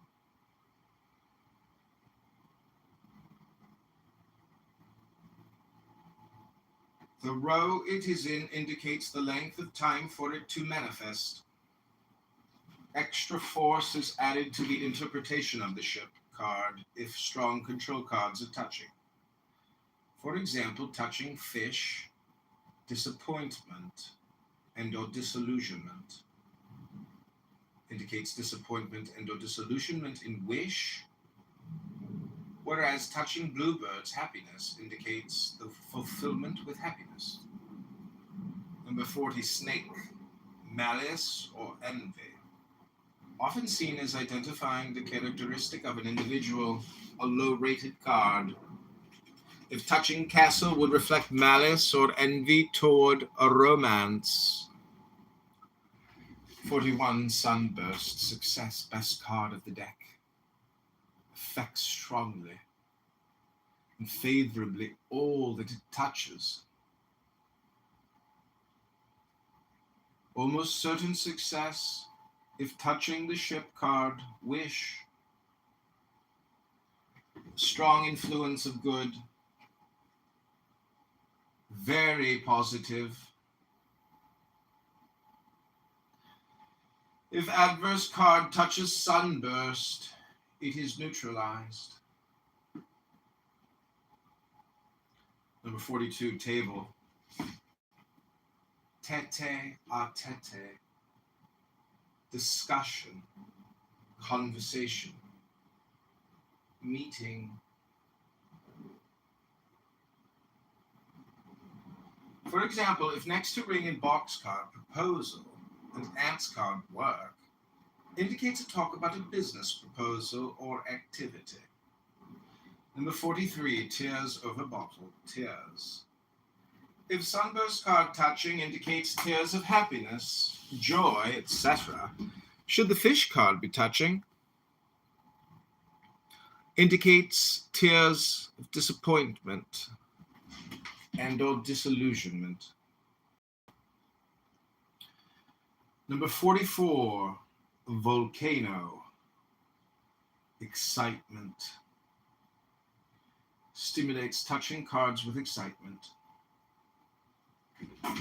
Favorably or unfavorably. depending on touching cards, and if adverse or strong control cards.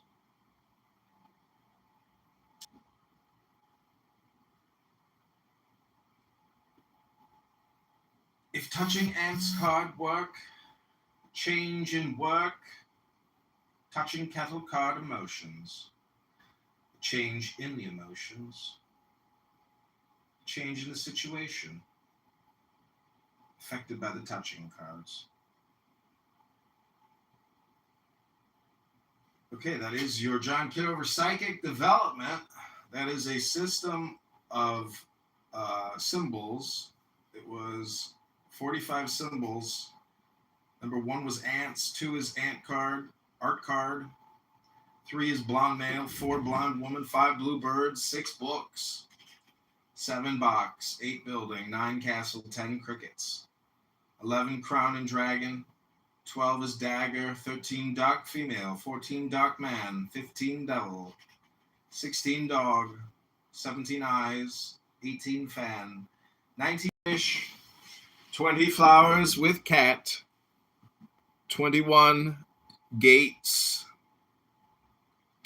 22 ghost, the sitter, 23 goblet, 24 heart with swan, 25 incense burner, 26 jack in box, 27 kettle, 28 life saver, 29 medicine bottles and scale, 30 money, 31 mountain, 32 older woman or older man, 33 open door, 34 peacock, pride, 35 rickshaw, travel, 36 ring in box, proposal, 37 ruddy complexioned man, 38 scroll or communication, 39 is ship, your wish card, 40 is snake or malice or envy, 41 is sunburst or success, the best card of the deck, sunburst, number 41. 42 table or discussion, 43 tears over bottle or tears, number 44 volcano or excitement, and 45 wheel or change. Okay, that's your John Kitover Psychic Development playing cards. I hope you enjoyed that. It's called the Thai Psychic Development cards. What they are, have you been aware beforehand of the outcome or facts of a situation without actually understanding how you knew or thought of someone, only to have them shortly phone or visit you? Then you have indeed the gift of being able to transmit and interpret the psychic. It is believed everyone has these latent abilities. John's explicit purpose to help clownhouse retards assist in developing the psychic and or intuition ESP and become the clairvoyant. With careful study of the simple instructions, an awakening of your occult powers will unfold to the astonishment and entertainment of you and your friends. It would be well to read in quiet with sincerity.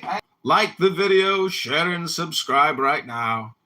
And John Kitover will appreciate you as you develop in your new awareness.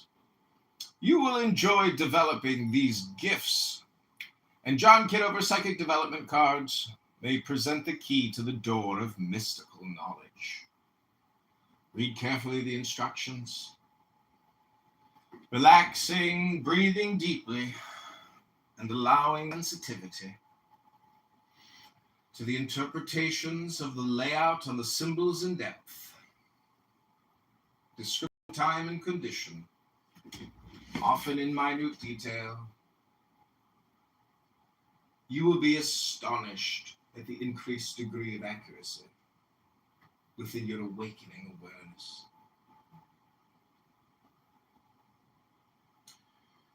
Enjoy, experience, and discover. The John Kitover Psychic Development cards are indeed a unique personal experience into the mystical dimension of self. There are 45 John Kitover Psychic Development cards. This is how they work.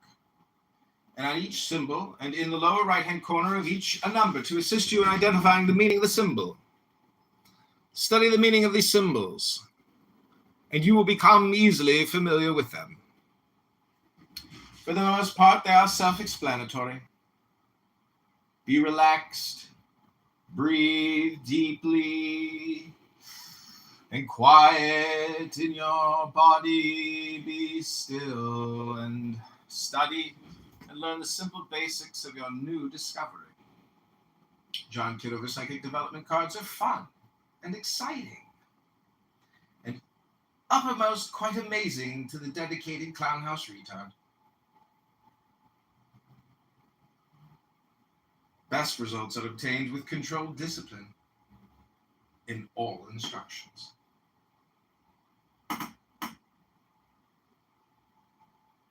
The reader is the one who will read the cards, and the sitter is the one to be read.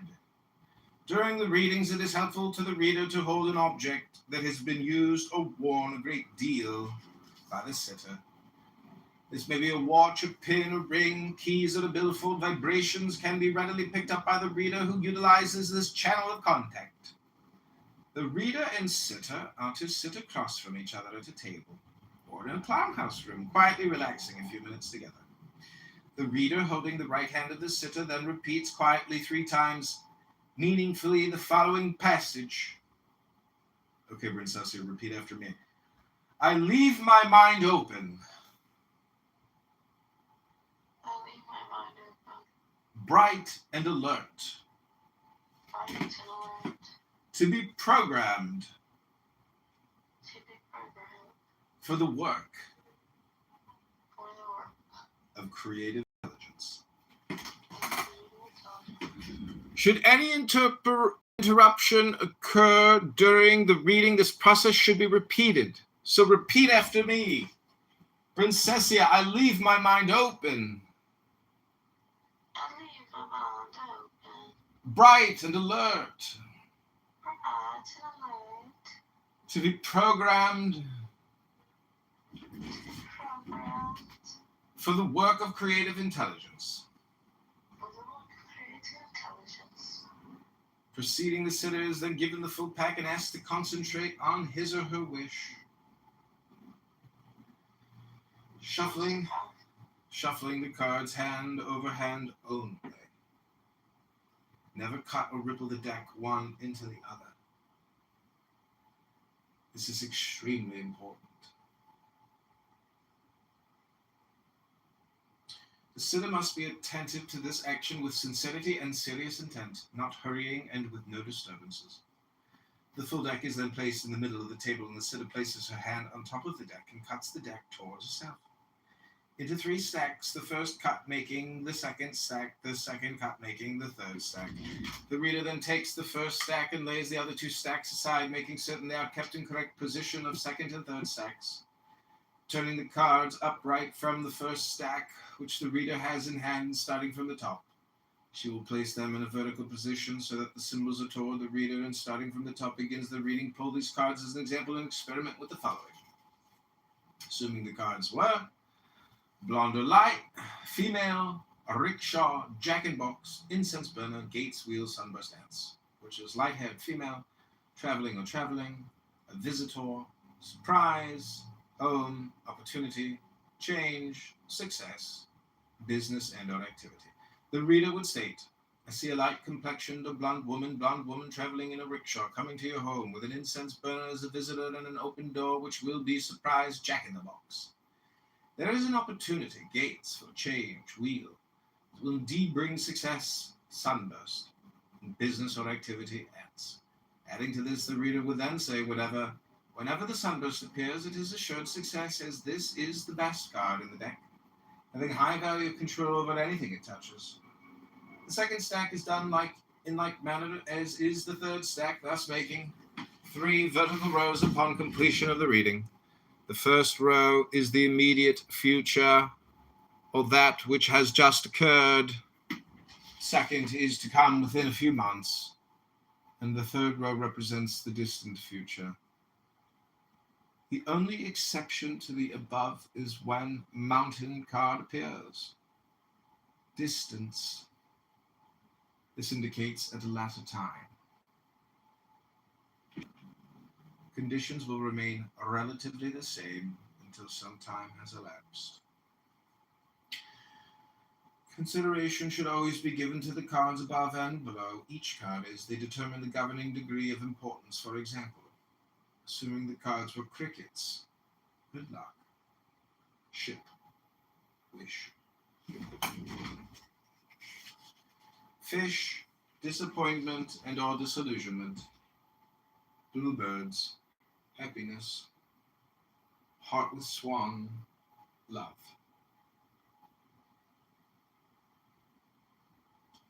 The reader would state there will be good luck concerning your wish, but a degree of disappointment either above or below. This would indicate a dark man who is identified as a proud individual, interested or involved in the three arts, such as music, writing, or drama. Should the devil or volcano card touch it, it would be wise indeed for the sitter to be extremely cautious to mishaps.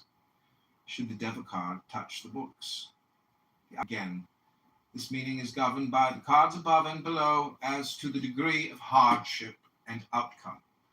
If the life saver would appear after these cards, most certainly a release from difficulties will come forth after the stormy session.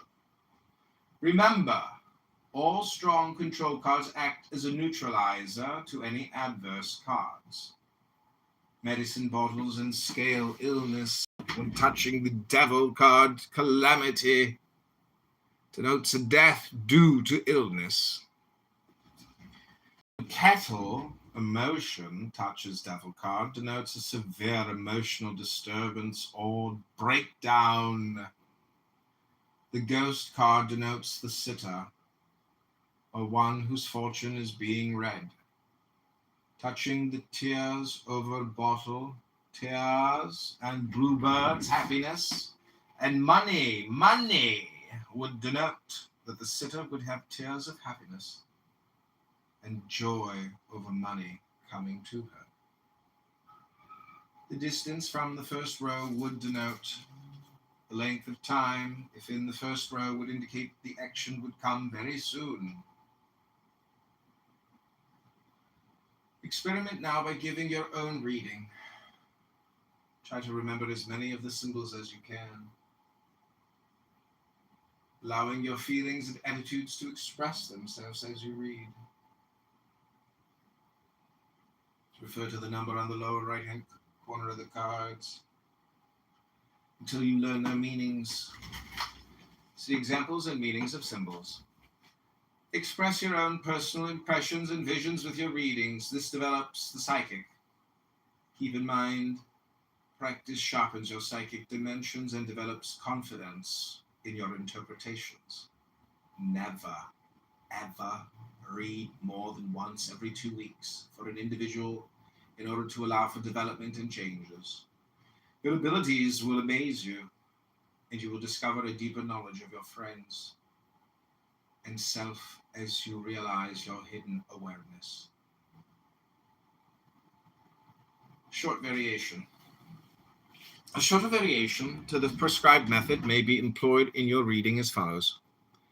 After the usual preliminaries, shuffle as instructed in the long reading.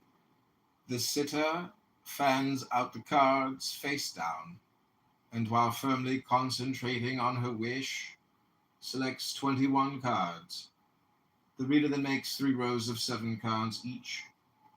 All cards must be kept in order as they are selected. Proceed in the identical manner as in the long reading. Repeating. Students, practice sharpens your perception. Learn to accept the impressions as you read. Develop the ability to release these impressions. attitudes and visions without self-censorship or screening on your part. If you register in your mind a symbol, try to interpret this to the meaning within the reading. This indeed is one of the greatest secrets to your unfoldment psychically.